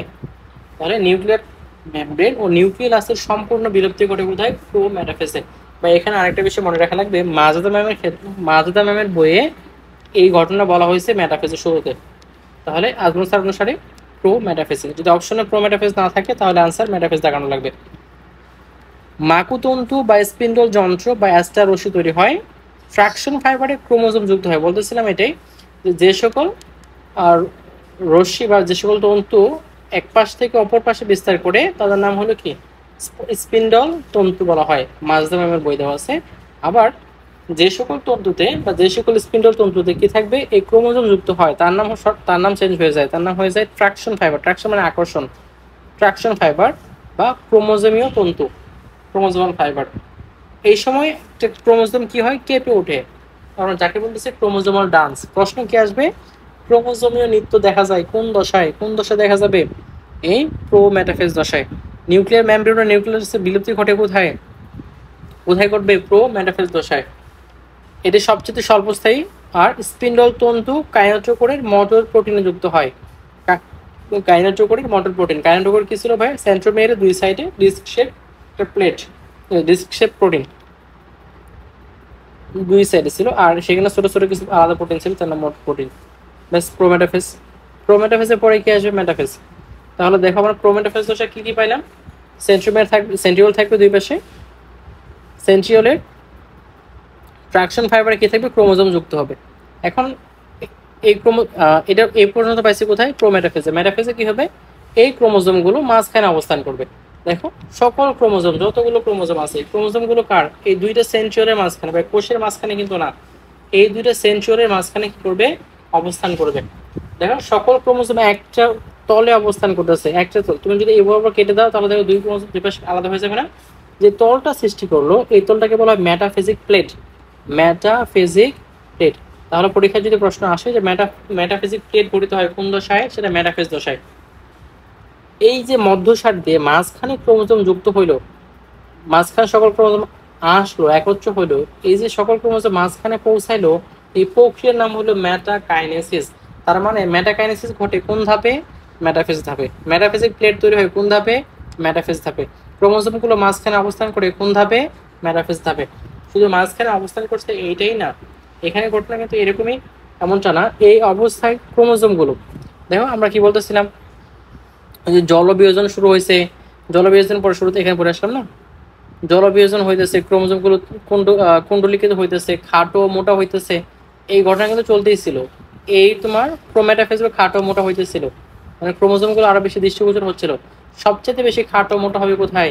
এই মেটাফেজ দশায় সবচাইতে বেশি খাটো ও মোটা হবে। তাহলে সবচেয়ে বেশি খাটো যদি মোটা হয় তাহলে সবচেয়ে বেশি কি স্পষ্ট দেখা যাবে কোন দশায়? এখানেই। তাহলে আমরা সবচেয়ে বেশি স্পষ্ট ক্রোমোজোম দেখবো কোথায়, কোন দশায়? সেটা হলো মেটাফেজ দশায়। তাহলে দেখো এই মাছ কি কি পাইলাম আমরা এখানে? ক্রোমোজোমগুলো মাঝখানে আসলো, একটা তল সৃষ্টি করলো মেটাফেজিক প্লেট, আর এই প্রক্রিয়া নাম হলো মেটাকাইনেসিস। এখানে ক্রোমোজোমগুলো সবচেয়ে বেশি খাটো মোটা দেখায়। এই দশার একেবারে শেষের দিকে, একেবারে শেষের দিকে এই সেন্ট্রোমিয়ার দুইটা যে আছে, দেখো এই পাশে যে সুতাটা আছে, তন্তু আছে, এই পাশে যে তন্তু আছে, এই দুইটা তন্তু দুই পাশে কি হবে? সংকুচিত হওয়া শুরু হবে। এইটা এইদিকে ফোর্স করবে আর এইটা এইদিকে ফোর্স করবে। দুইটা যখন দুই দিকে ফোর্স করবে, এই সেন্ট্রোমিয়ারটা কি হয়ে যাবে? এখান থেকে আলাদা হয়ে যাবে। এটা এই পাশে চলে আসবে, এটা এই পাশে চলে আসবে। সেন্ট্রোমিয়ার দুটো কি হচ্ছে? পরস্পর আলাদা হয়ে যাবে। দেখো এই দশার শেষ ধাপে কি হবে? সেন্ট্রোমিয়ার সম্পূর্ণ বিভক্ত হয়ে দুইটি অপত্য সেন্ট্রোমিয়ার তৈরি করে। সেন্ট্রোমিয়ার দুইটা সম্পূর্ণ, সেন্ট্রোমিয়ার কি করবে? দুই ভাগে ভাগ হয়ে যাবে, দুইটা অপত্য সেন্ট্রোমিয়ার। অপত্য মানে এখানে আলাদা একটা সেন্ট্রোমিয়ার, এখানে আলাদা একটা হয়ে যাবে, এখানে একটা হয়ে যাবে, দুইটা অপত্য সেন্ট্রোমিয়ার হবে। তাহলে কি মেটাফেজে কি মনে রাখবো? বিষুবীয় অঞ্চল অবস্থান করে বা মেটাফেজিক প্লেট তৈরি করে মেটাকাইনেসিস প্রক্রিয়া সর্বাধিক খাটো মোটা হয়। ডট শেষ। তারপরে আসো অ্যানাফেজ। ভাই অ্যানা কথার মানে গতি, ফেজ মানে দশা, গতি দশা। দেখো কেন বললাম গতি দশা? কারণ মেটাফেজ অবস্থায় সকল ক্রোমোজোম কোথায় আসছে ভাইয়া? এই মাঝখানে অবস্থান করতেছে মেটাফেজ দশায়। এখন এই ক্রোমোজোম দুটো কি করা লাগবে? যদি আলাদা কোষ তৈরি করবা, এখানে নিয়ে আসা লাগবে, এই পাশে ক্রোমোজোমগুলো এই পাশে নিয়ে আসা লাগবে, দুই ভাগ করে দিবা। তাহলে তুমি দেখো এই মেটাফেজ দশায় সর্বপ্রথম কি ঘটনা করতেছে? এই সেন্ট্রোমিয়ার দুটো ভাগ হয়ে ক্রোমোজোমগুলো দুই পাশে চলে যাচ্ছে। কারণ এই যে সুতাগুলো যা আছে, যে ট্রাকশন ফাইবারগুলো বিপরীত মেরু দুই কি করতেছে ভাইয়া? টানতেছে, তাই না? এই ক্রোমোজোমগুলো এইদিকে সরে যাচ্ছে, এখন দুই প্রান্তের দিকে সরে যাচ্ছে। এখানে একটা বিষয় লক্ষ্য করার মতো আছে, সেটা হচ্ছে এই দশার আগের দশায় এখানে কি ছিল? আমরা যদি দেখি ছোট করে,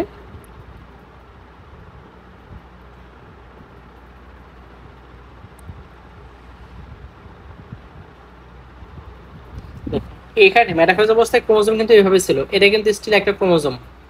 ওকে, দুইটা ক্রোমাটিড, কিন্তু একটা ক্রোমাটিড, এখানে একটা ক্রোমাটিড, কিন্তু এটা মূলত একটাই ক্রোমোজোম। মেটাফেজ দশক এই দশক মেটাফেজ দশক কথা বলতেছি, এখানে একটাই ক্রোমোজোম কিন্তু ক্রোমাটিড কয়টা? দুইটা। যখন এই সেন্ট্রোমিয়ারটা যখন ভাগ হয়ে গেছে, দুইটা সেন্টিমিটার ভাগ হয়ে যখন এই লালটা এদিকে চলে আসে, যখন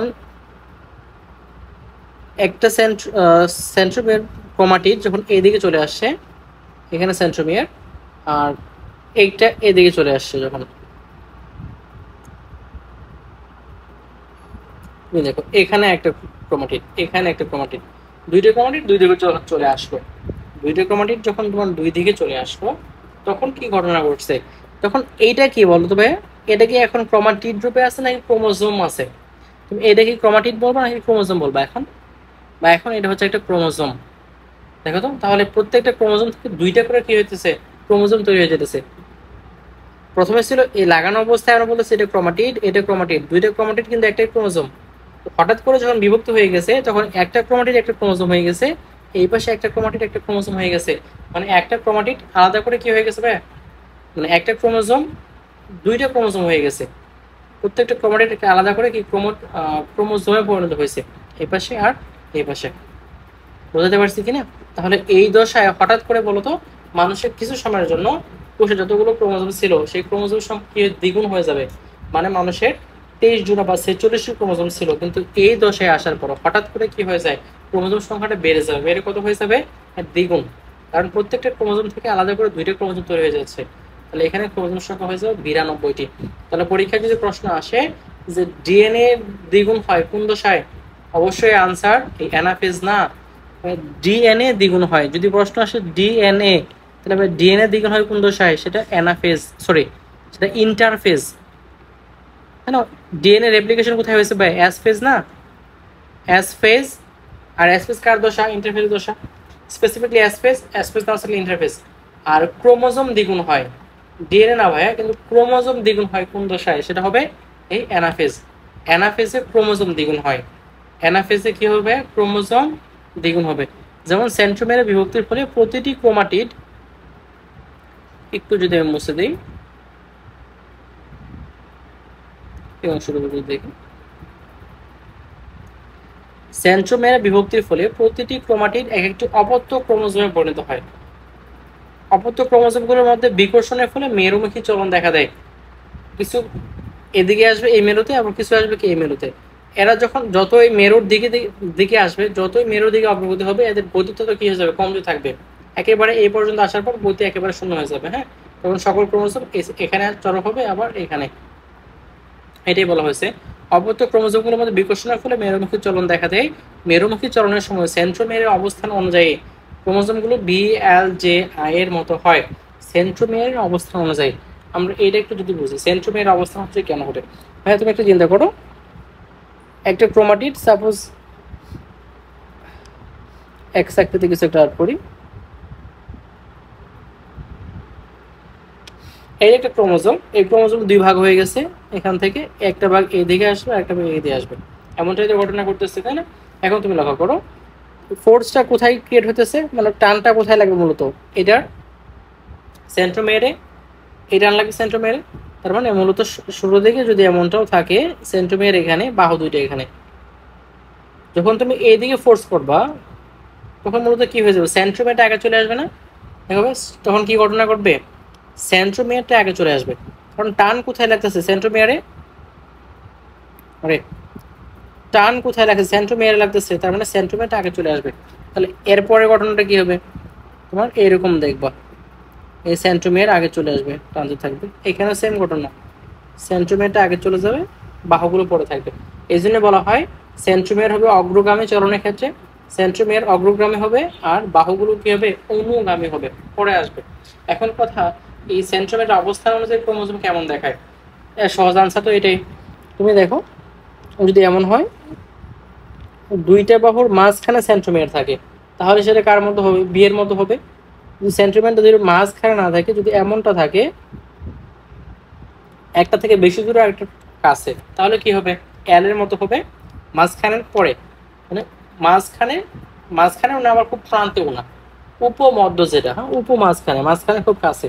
যদি এমনটা হয় প্রান্তের খুব কাছে, একবার প্রান্ত না আবার প্রান্তের খুব কাছে, তাহলে কেমনটা হয়ে যাবে, প্রান্তের যদি খুব কাছে হয় তাহলে গঠনটা তোমার এরকম হবে,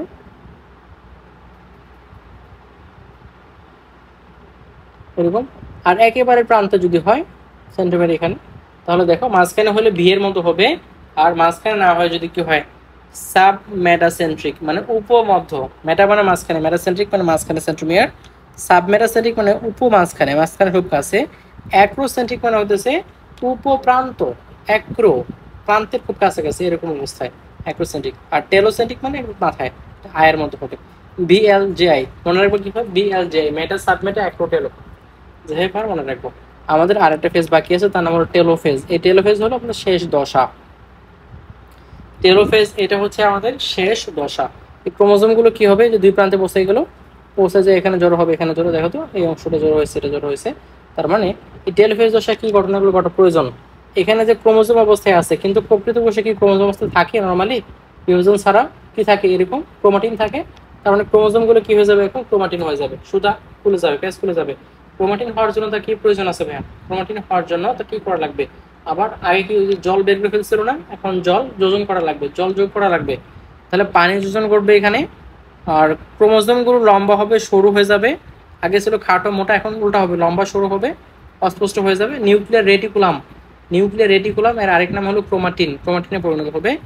আর ক্রোমোজোমের গৌণ কুঞ্চনে তোমার কি হয়, নিউক্লিওলাস এর পুনরাবির্ভাব ঘটে। গৌণ কুঞ্চনটা আসলে কি ভাই, কুঞ্চনটা আমরা দেখি, ক্রোমোজোম যখন পেঁচানো হয়েছিল, যখন স্পাইরালাইজেশন প্রক্রিয়ায় কুণ্ডলীকৃত হয়েছে, কিছু কিছু জায়গায় এরকম বেশি পেঁচানো ছিল, আবার কিছু কিছু জায়গায় কম পেঁচানো ছিল। তখন এই বেশি পেঁচানোটা আমরা কুঞ্চন বলি। এটা মাঝখানে যেটা ছিল আমরা সেটাকে বলতেছি মুখ্য কুঞ্চন। এখানে এটাকে আমরা বলতেছিলাম সেন্ট্রোমিয়ার। এটা মাঝখানে ছাড়াও আমাদের প্রান্তের দিকে দুই সাইডে থাকতে পারে আলাদা করে, যেমন এখানে আসার পরে এখানে আবার আলাদা করে সেন্ট্রোমিয়ার মতো একটা অঞ্চল তৈরি করতে পারে, এখানে আবার। তাহলে এই যে সেন্ট্রোমিয়ার ছাড়া যে কুঞ্চনটা দেখা যায়, যে তোমার অধিক কুণ্ডলীকৃত অঞ্চল দেখা যায়, তার নাম হলো গৌণ কুঞ্চন। এই গৌণ কুঞ্চন থেকে তৈরি হয় নিউক্লিওলাস। টেলোফেজ থেকে এই কটা কথাই বলবো। সাইটোকাইনেসিস, সাইটোকাইনেসিস কথা মানে সাইটোপ্লাজম আলাদা করা, সাইটোপ্লাজমের বিভাজন। এই যে দুই প্রান্তে কি পৌঁছাই গেছে, এই যে ডিএনএ পৌঁছাই গেছে এই প্রান্তে এই প্রান্তে, এখন কাজ কি করা, এই তোমার এই কোষটাকে আলাদা করে দেওয়া, সাইটোপ্লাজমকে আলাদা করে দুই ভাগে পাঠিয়ে দেওয়া। এখন কিভাবে করবা, আমাদের কোষের এখানে কি ছিল ভাই, এই যে মাইক্রোটিউব তৈরি যে সুতাগুলো ছিল, সুতাগুলো মাঝখানে অবস্থানে আসবে, মাঝখানে আসে। এক্ষেত্রে দেখো প্রাণী কোষ আর উদ্ভিদ কোষ দুইটার ক্ষেত্রে আলাদা ঘটনা ঘটে। প্রাণী কোষের ক্ষেত্রে তুমি যদি প্রাণী কোষে লক্ষ্য করো, প্রাণী কোষের ক্ষেত্রে প্রথমে একটা কন্ট্রাক্টাইল রিং তৈরি হয়। এই দশায় টেলোফেজের একবার শেষের দিকে দশায় একটা সংকোচনীয় রিং তৈরি হয়, কন্ট্রাক্টাইল রিং, যা তৈরি করে অ্যাক্টিন আর মায়োসিন, দুইটা প্রোটিন। অ্যাক্টিন আর মায়োসিন এই দুইটা প্রোটিন কি করবে, এই কন্ট্রাক্টাইল রিং বা সংকোচনীয় যে রিং বা রিং তৈরি করবে। এটা ডে বাই ডে সময়ের সাথে সাথে, ডে বাই ডে আসলে সময়ের সাথে সাথে এটা ছোট হয়। তুমি দেখো এটা যখন যত ছোট হবে, এই রিংটা যত ছোট হয়, এই রিংটা যত ছোট হবে তত কি খাসটা বৃদ্ধি পাবে, ফলে দুইটা কোষ একসময় আলাদা হয়ে যাবে। এই কন্ট্রাক্টাইল রিং তৈরি হয়, মাঝখানে মিড বডি রেমনেন্ট থাকে, অংশটা আলাদা করে। তাহলে একটা কোষ থেকে দুইটা কোষ ভাগ হয়ে যায়। কিন্তু উদ্ভিদ কোষের ক্ষেত্রে কি থাকে, কোষ প্রাচীর থাকে। ফলে উদ্ভিদ কোষের ক্ষেত্রে তুমি এইভাবে কন্ট্রাক্টাইল রিং তৈরি করে দুটো কোষকে আলাদা করতে পারবে না। উদ্ভিদ কোষের ক্ষেত্রে যে ঘটনা ঘটে, আমি যদি এখানে একটু দেখাই, উদ্ভিদ কোষ এটা সাপোজ ধরো কোষ প্রাচীর, এই কোষ প্রাচীরের ভিতরে কি আছে, আমাদের প্লাজমা মেমব্রেন আছে কোষ প্রাচীরের ভিতরে, এইটা প্লাজমা মেমব্রেন। এখানে একটা ডিএনএ আছে, নিউক্লিয়াস আছে, এখানে একটা নিউক্লিয়াস আছে। প্রথম কাজটাই হবে সাইটোপ্লাজম থেকে আসবে তোমার ফ্র্যাগমোপ্লাস্ট। এখন ফ্র্যাগমোপ্লাস্ট এই জিনিসটা আসলে কি, ফ্র্যাগমোপ্লাস্ট এই জিনিসটা কি দেখো, তার আগে তোমার জানা লাগবে তোমার এই যে সুতাগুলো তৈরি হয়েছিল, সুতাগুলো কি থেকে আসছে বলো, সেন্ট্রিওল থেকে আসছে। এই সুতাগুলোকে আমরা কি বলছিলাম, আমরা ক্রোমোজোমের তন্তু বলছিলাম না, স্পিন্ডল তন্তু। এগুলো মূলত মাইক্রোটিউবিউল দ্বারা তৈরি। এই সুতাগুলো মূলত কি দ্বারা তৈরি, মাইক্রোটিউবিউল দ্বারা তৈরি, মাইক্রোটিউবিউল। এখন দেখো উদ্ভিদ কোষে তো সেন্ট্রোজোম থাকে না, ওই ক্ষেত্রে সরাসরি মাইক্রোটিউবিউল ব্যবহৃত হয়, সরাসরি মাইক্রোটিউবিউলটাই ব্যবহৃত হয়। তাহলে যখন ডিএনএ বা ক্রোমোজোমগুলো দুই পাশে চলে গেছে, তখন এরকম অব্যবহৃত অনেকগুলো কি মাইক্রোটিউবিউল রয়ে গেছে না, যেখানে এখানে জমা হয়েছে। দেখো এই উদ্ভিদ কোষের ক্ষেত্রে এই মাইক্রোটিউবিউলগুলো কোথায়, এই মাঝখানে চলে আসে, মাঝখানে মাইক্রোটিউবিউলগুলো মাঝখানে চলে আসে। এই মাইক্রোটিউবিউলের সাথে মাইক্রোফিলামেন্ট থাকে। এই মাইক্রোফিলামেন্টগুলো তোমার এইদিকে একেবারে প্রান্তের দিকে এসে জড়ো হয়, মাইক্রোফিলামেন্ট। আরেকটা অ্যাক্টিন ফিলামেন্ট। তাহলে দেখো এই যে তোমার যেটা স্পিন্ডল যন্ত্র সৃষ্টির সময় যে মাইক্রোটিউবুলার মাইক্রোফিলামেন্টগুলো যুক্ত হয়েছে, ওই অব্যবহৃত মাইক্রোটিউবুলগুলো মাঝখানে এসে জমা হয়, একেবারে মাঝখানে। এবং এখানে কি হবে, এখানে তোমার গোলগি বডি থেকে পেকটিন জাতীয় ভেসিকল পাঠানো হয় আর কি, নিঃসৃত হয়। এই ভেসিকলগুলো কি করবে, এই ভেসিকলগুলোকে একত্র করবে এই মাইক্রোটিউবুলগুলো, এখানে জড়ো করে দেবে একটা প্রাথমিক কোষ প্লেট তৈরি করে আর কি। এই প্লেটগুলো জমা হবে, মানে পেকটিন জাতীয় ভেসিকলগুলো জমা হবে ফ্র্যাগমোপ্লাস্টের সাথে। তাহলে ফ্র্যাগমোপ্লাস্ট জিনিসটা কি আসলো? মাইক্রোটিউবিউল প্লাস মাইক্রোফিলামেন্ট, এই দুইটা। হ্যাঁ, তাহলে ঘটনা কি করতেছে বলতো? সাইটোপ্লাজম থেকে আসা ফ্র্যাগমোপ্লাস্ট আর পেকটিন জাতীয় ভেসিকল কোথা থেকে আসলো? গোলগি বডি থেকে আসলো। গোলগি বডি থেকে আসা পেকটিন জাতীয় ভেসিকল, এখানে অবশ্যই এন্ডোপ্লাজমিক রেটিকুলাম যুক্ত হয়। এইগুলো মিলে একটা মাঝখানে কোষ প্লেট তৈরি করে, তারপরে কোষ প্লেটে পরে কি হবে তোমার? কোষ কোষ প্লেট থেকে কোষ প্লেট পেকটিন জাতীয় ভেসিকল। তুমি চিন্তা করো, এই পেকটিন দ্বারা কি তৈরি হয়? মধ্যপর্দা, কোষ প্রাচীরে মধ্যপর্দা। তার মানে এই কোষ প্লেটটায় পরবর্তীতে কি হয়ে যায়? কোষ প্রাচীরে মধ্যপর্দা গঠিত হয়। মানে কোষ প্রাচীর গঠন হয়ে গেছে, এ পাশে একটা আলাদা কোষ, এ পাশে একটা আলাদা কোষ। আমি কোষ প্রাচীর পড়ানোর সময় এটা বলে আসছিলাম। দুইটা কোষ হয়ে গেলো, একটা কোষ থেকে দুইটা কোষ তৈরি হয়ে গেল। এখন বিষয় হলো কোষ প্রাচীর মানে কোষ বিভাজনের যে নিয়ন্ত্রণ বা সেল সাইকেলের নিয়ন্ত্রণটা তুমি কিভাবে করবা। আমরা বুঝলাম একটা কোষ থেকে দুইটা কোষ তৈরি হলো, এটা আমাদের জন্য দরকার। কিন্তু এমনও তো হতে পারে যে বিভাজনটা তুমি নিয়ন্ত্রণ করতে পারতেছো না। যেমন তুমি চিন্তা করো ভাইয়া, পানির অপর নাম জীবন, পানি আমাদের জীবন বাঁচায়। কিন্তু যদি এমন হয় অনেক পানি, অনেক অনেক অনেক পানি চলে আসলো, বন্যা হয়ে গেল, তখন সে আমাদের জন্য কি বলো? এটা আমাদের জন্য এখন উপকার আসবে না অপকার হয়ে যাবে? এটা অপকার, আমাদের ক্ষতির কারণ হয়ে দাঁড়াবে। এই জন্য নিয়ন্ত্রণ থাকা দরকার। পরিমাণ কম হোক বেশি হোক সমস্যা নাই, জায়গায় কোথায় ফ্যাক্ট হচ্ছে তোমার নিয়ন্ত্রণ। তোমার সময় অনেক বেশি বা সময় অনেক কম এমনটা ফ্যাক্ট না। ফ্যাক্ট হচ্ছে তোমার সময়ের নিয়ন্ত্রণটা তুমি তোমার নিয়ন্ত্রণ করতে পারা, এটাই। এখন এই কোষ বিভাজনের নিয়ন্ত্রণটা যদি তুমি করতে পারো, বা নিয়ন্ত্রণ যদি স্বাভাবিক থাকে, তুমি তো করতে পারবো না। যদি স্বাভাবিক থাকে তাহলে উপকার হবে, স্বাভাবিক যদি না থাকে অপকার হবে। তাহলে কোষ বিভাজনের নিয়ন্ত্রণটা কি করবে? নিয়ন্ত্রণ মূলত কারা করে? যারা প্রভাবিত করতে পারে। নিয়ন্ত্রণ তো তারাই করবে যারা মূলত প্রভাবিত করতে পারে, মানে কোনো কিছু বাড়াইতে পারে বা কমাইতে পারে। ফ্যাক্টর, আমরা এইগুলোকে বলি ফ্যাক্টর। তাহলে কারা কারা ফ্যাক্টর? মূলত প্রথম ফ্যাক্টরটা কি হবে? সাইক্লিন সিডিকে। এরা কি করে? কোষ বিভাজনটাকে বাড়ায়। সাইক্লিন সিডিকে কোষ বিভাজনটাকে বাড়ায়। আবার কি করে আসছিলাম? এমপিএফ, ম্যাচুরেশন প্রমোটিং ফ্যাক্টর। এরা কোষ বিভাজনটাকে বাড়াবে, তাই তো? আবার কি ছিল? বিভিন্ন হরমোন ও গ্রোথ ফ্যাক্টর, এরা কোষ বিভাজনটা কি করতো? বাড়াইতো। কোষ বিভাজনের সংখ্যা বৃদ্ধি করার চেষ্টা করতো। বোঝাতে পারছি ভাইয়া? তাহলে কোষ বিভাজনের সংখ্যা বাড়াবে যারা, তারাও তোমার ফ্যাক্টর, যারা কমাবে তারাও ফ্যাক্টর। মূলত তারাই নিয়ন্ত্রণ করবে সাইক্লিন সিডিকে, বিভিন্ন ধরনের growth hormone, growth factor, hormone, এগুলো। তাহলে দেখো, এখন কোষ বিভাজনটা কমাবে কি? চাইলে অনেক বেশি বাড়াতেছে সবাই, কিন্তু কমাবে কি? কমানোর জন্য প্রত্যেকটা কোষেই বাই ডিফল্ট প্রত্যেক কোষে একটা প্রোটিন থাকে, তার নাম হলো P53 প্রোটিন। P53 তুমি নামটা পড়ে আসছো, বইয়ে বলা হয়েছে P53 প্রোটিন সাধারণত কোষকে বিভাজন হতে বিরত রাখে। বই এই লাইনটি বলা হয়েছে আবুল হাসান স্যারের বইয়ে, ইভেন মাজদা ম্যামের বইয়ে বলা হয়েছে P53 নামক প্রোটিন সাধারণত কোষকে বিভাজন হতে বিরত রাখে। ভাই অ্যাকচুয়ালি একটা ওয়ার্ড তারা মিস করছে, সেটা হলো অস্বাভাবিক বিভাজন। P53 নামক প্রোটিনটা মূলত সাধারণত কোষকে অস্বাভাবিক বিভাজন হতে বিরত রাখে। স্বাভাবিক বিভাজন হতে দেয়, কিন্তু বিভাজন যদি অনেক বেশি হতে চায় তাহলে সেক্ষেত্রে বাধা দেয়, অস্বাভাবিক বিভাজন। আবার কোনো কারণে যদি ডিএনএ ক্ষতিগ্রস্ত হয়, কোনো কারণে ডিএনএ ক্ষতিগ্রস্ত হয়েছে, তাহলে কোষ চক্র কি করে দেয়? তখন বন্ধ করে দেয়। কারণ ডিএনএ ক্ষতিগ্রস্ত হয়েছে বা ডিএনএ সমস্যা হচ্ছে, তাহলে কি ডিএনএ থেকে কি তৈরি হবে? আরএনএ ট্রান্সক্রিপশন, এখানে ভুল হবে। আরএনএ যদি মিস ইনফরমেশন নিয়ে আসে তাহলে প্রোটিন তৈরি ভুল হবে। প্রোটিন তৈরি ভুল হলে কি কোষের উদ্দেশ্য ভুল হয়ে যাবে না? এই কারণেই মূলত কি করে ডিএনএ ক্ষতিগ্রস্ত হলে কোষ চক্র বন্ধ করে দেয়। ডিএনএ যদি অনেক বেশি ক্ষতিগ্রস্ত হয় তাহলে কি করে কোষটাকে নষ্ট করে দেয়? অ্যাপোপ্টোসিস, অ্যাপোপ্টোসিস প্রক্রিয়া কোষটাকে কি করে মৃত্যু ঘটায় ফেলে। আমরা অ্যাপোপ্টোসিস একটু পরে দেখবো, এটা বইয়ে দেখবো। তাহলে দেখো, কোষ বিভাজন বাড়াইছে কে কে? Cyclin সিডিকে, এমপিএফ, hormone growth factor. কমাইলো বা বাধা দিল কে? P53 protein. আরেকটা আছে তোমার P27 নামক প্রোটিন, এটা তোমার সাইক্লিন সিডিকের সাথে যুক্ত হয়ে সংশ্লেষ দশায় তোমার প্রবেশ করতে বাধা দেয়, অর্থাৎ ডিএনএ রেপ্লিকেট করতেই বাধা দেয়। আর ডিএনএ যদি কখনো রেপ্লিকেট করতে না পারে, ডিএনএ যদি দুইটা না হয়, ডিএনএ যদি ডাবল না হয়, তাহলে সেই কোষ কি কখনো বিভাজন করতে পারবে? অবশ্যই না। তার মানে দেখো, কমাতেছে কে বা বিভাজনটা বাধা দিতেছে কে? P53 প্রোটিন আর P27 প্রোটিন। এই P27 এই প্রোটিনটা যদি উচ্চ হারে থাকে আর কি, শরীরে যদি অনেক বেশি থাকে, স্পেশালি মহিলাদের ব্রেস্ট ক্যান্সার হয়। এই P57 প্রোটিনটাই কি করে মহিলাদের ব্রেস্ট ক্যান্সার ঘটায় উচ্চ মাত্রার। P27 protein. তাহলে দেখো, তাহলে ক্যান্সার বা তোমার বিভাজনটা নিয়ন্ত্রণ হারাবে কখন? বিভাজনগুলো তো মূলত কখন তাহলে নিয়ন্ত্রণ হারাবে? একটা জায়গা আছে, যদি সবগুলো নষ্ট হয়ে যায়, যেমন সাইক্লিন সিডিকে, গ্রোথ ফ্যাক্টরি, এগুলো যখন প্রপারলি কাজ করতে পারবে, যখন P53 কাজ করতে পারবে না, আর যখন P27 কাজ করতে পারবে না, তখন নিয়ন্ত্রণ হারায় যাবে। অনেক বিভাজন, ফার্স্ট খুব দ্রুত বিভাজন হবে, আমরা যাকে বলি টিউমার, যাকে বলি ক্যান্সার।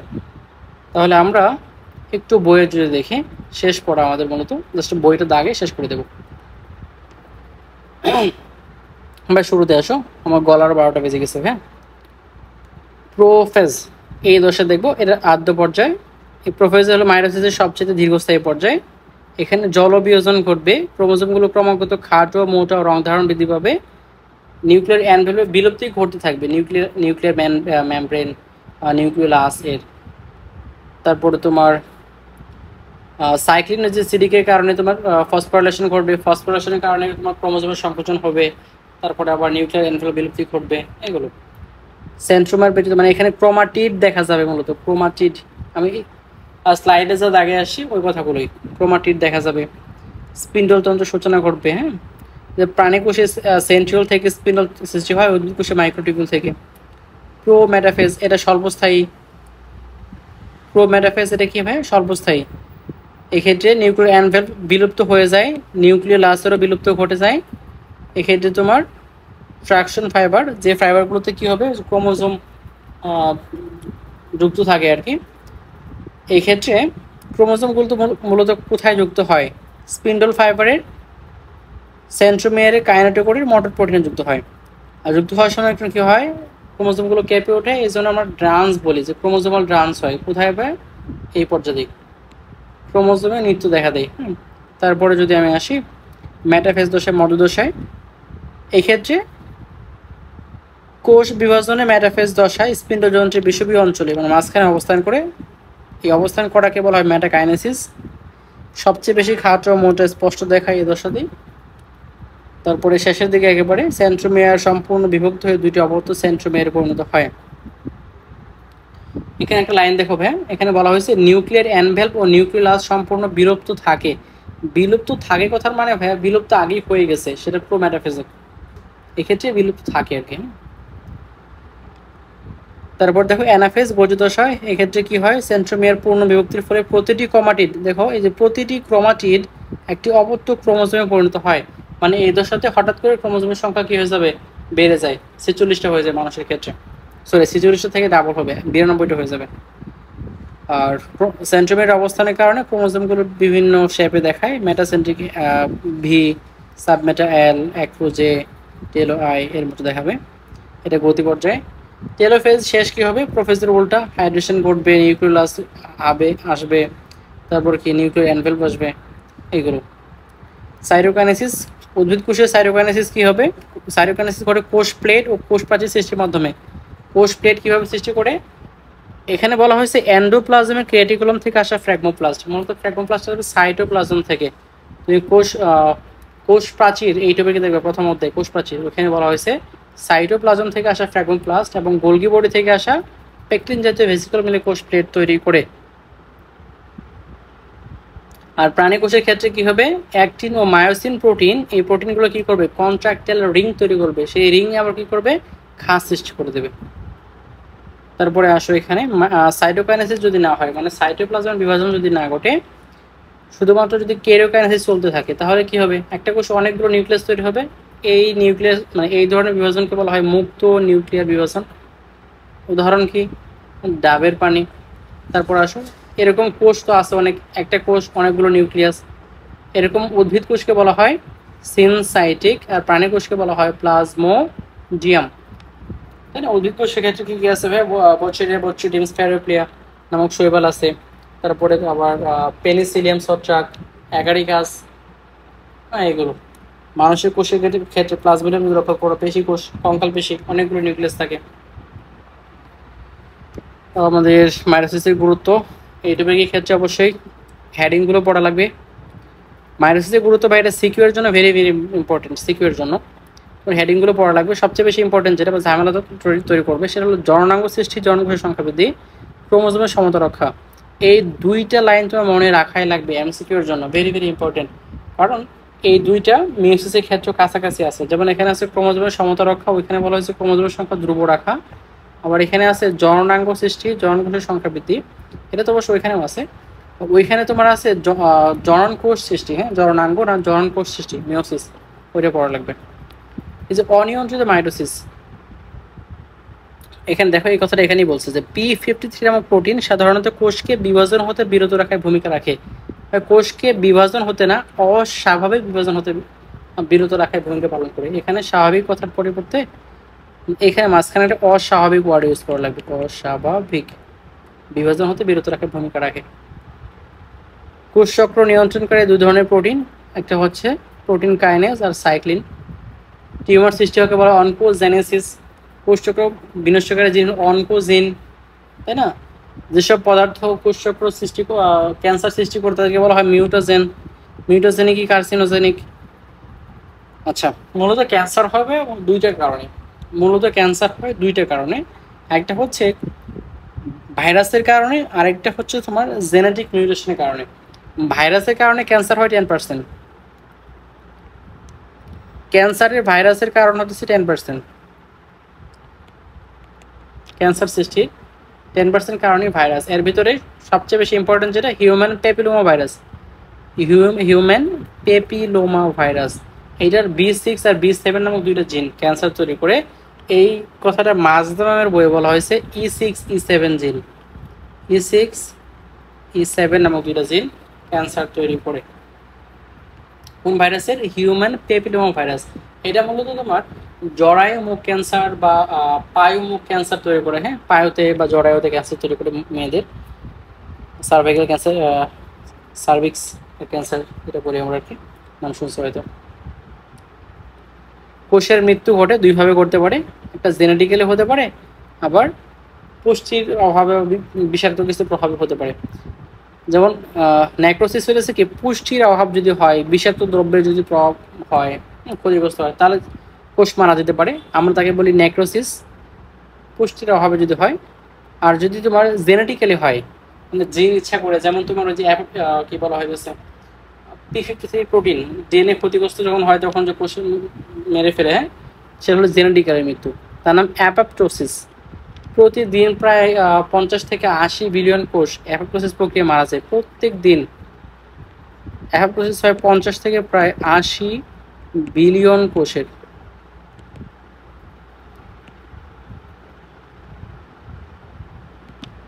অ্যাপোপ্টোসিস ঘটে, আসলে এটা কি লিখলাম আমি, কোষ তো লিখিনি। প্রতিদিন 50 থেকে 80 বিলিয়ন কোষের কি হবে? অ্যাপোপ্টোসিস হয়, মানে মৃত্যু ঘটে। আর এই কোষগুলোর ভিতরে সবচেয়ে বেশি কোন কোষ থাকবে? সবচেয়ে বেশি থাকবে রক্তকোষ আর উজ্জান্ত বৃহন্ত্রী অ্যাপিথেলিয়াম কোষ। এগুলো পড়া লাগবে না, তুমি চাইলে পড়তে পারো। এমআই হলো মাইটোসিস কোষ সংখ্যা বা মোট কোষ সংখ্যা। মাইটোসিস পড়া, হ্যাঁ আগামী ক্লাসে আমরা পুরো মিওসিস থেকে শুরু করবো ইনশাল্লাহ। ওকে ভাইয়া, বই দাগে দাগে পড়বা ইনশাল্লাহ, যতগুলো কথা বলছি। এক্সট্রা যে কথাগুলো বলছি এগুলো বইয়ে লিখে নিয়ে পড়বা। আর শুরুতে যে কথাটা বলতেছিলাম বারবার আমি, সেটা ক্রোমাটিড আর ক্রোমোজোম এর বেসিকটা একটু ভালোভাবে ক্লিয়ার করবা। ওকে ভাই, আসসালামু আলাইকুম।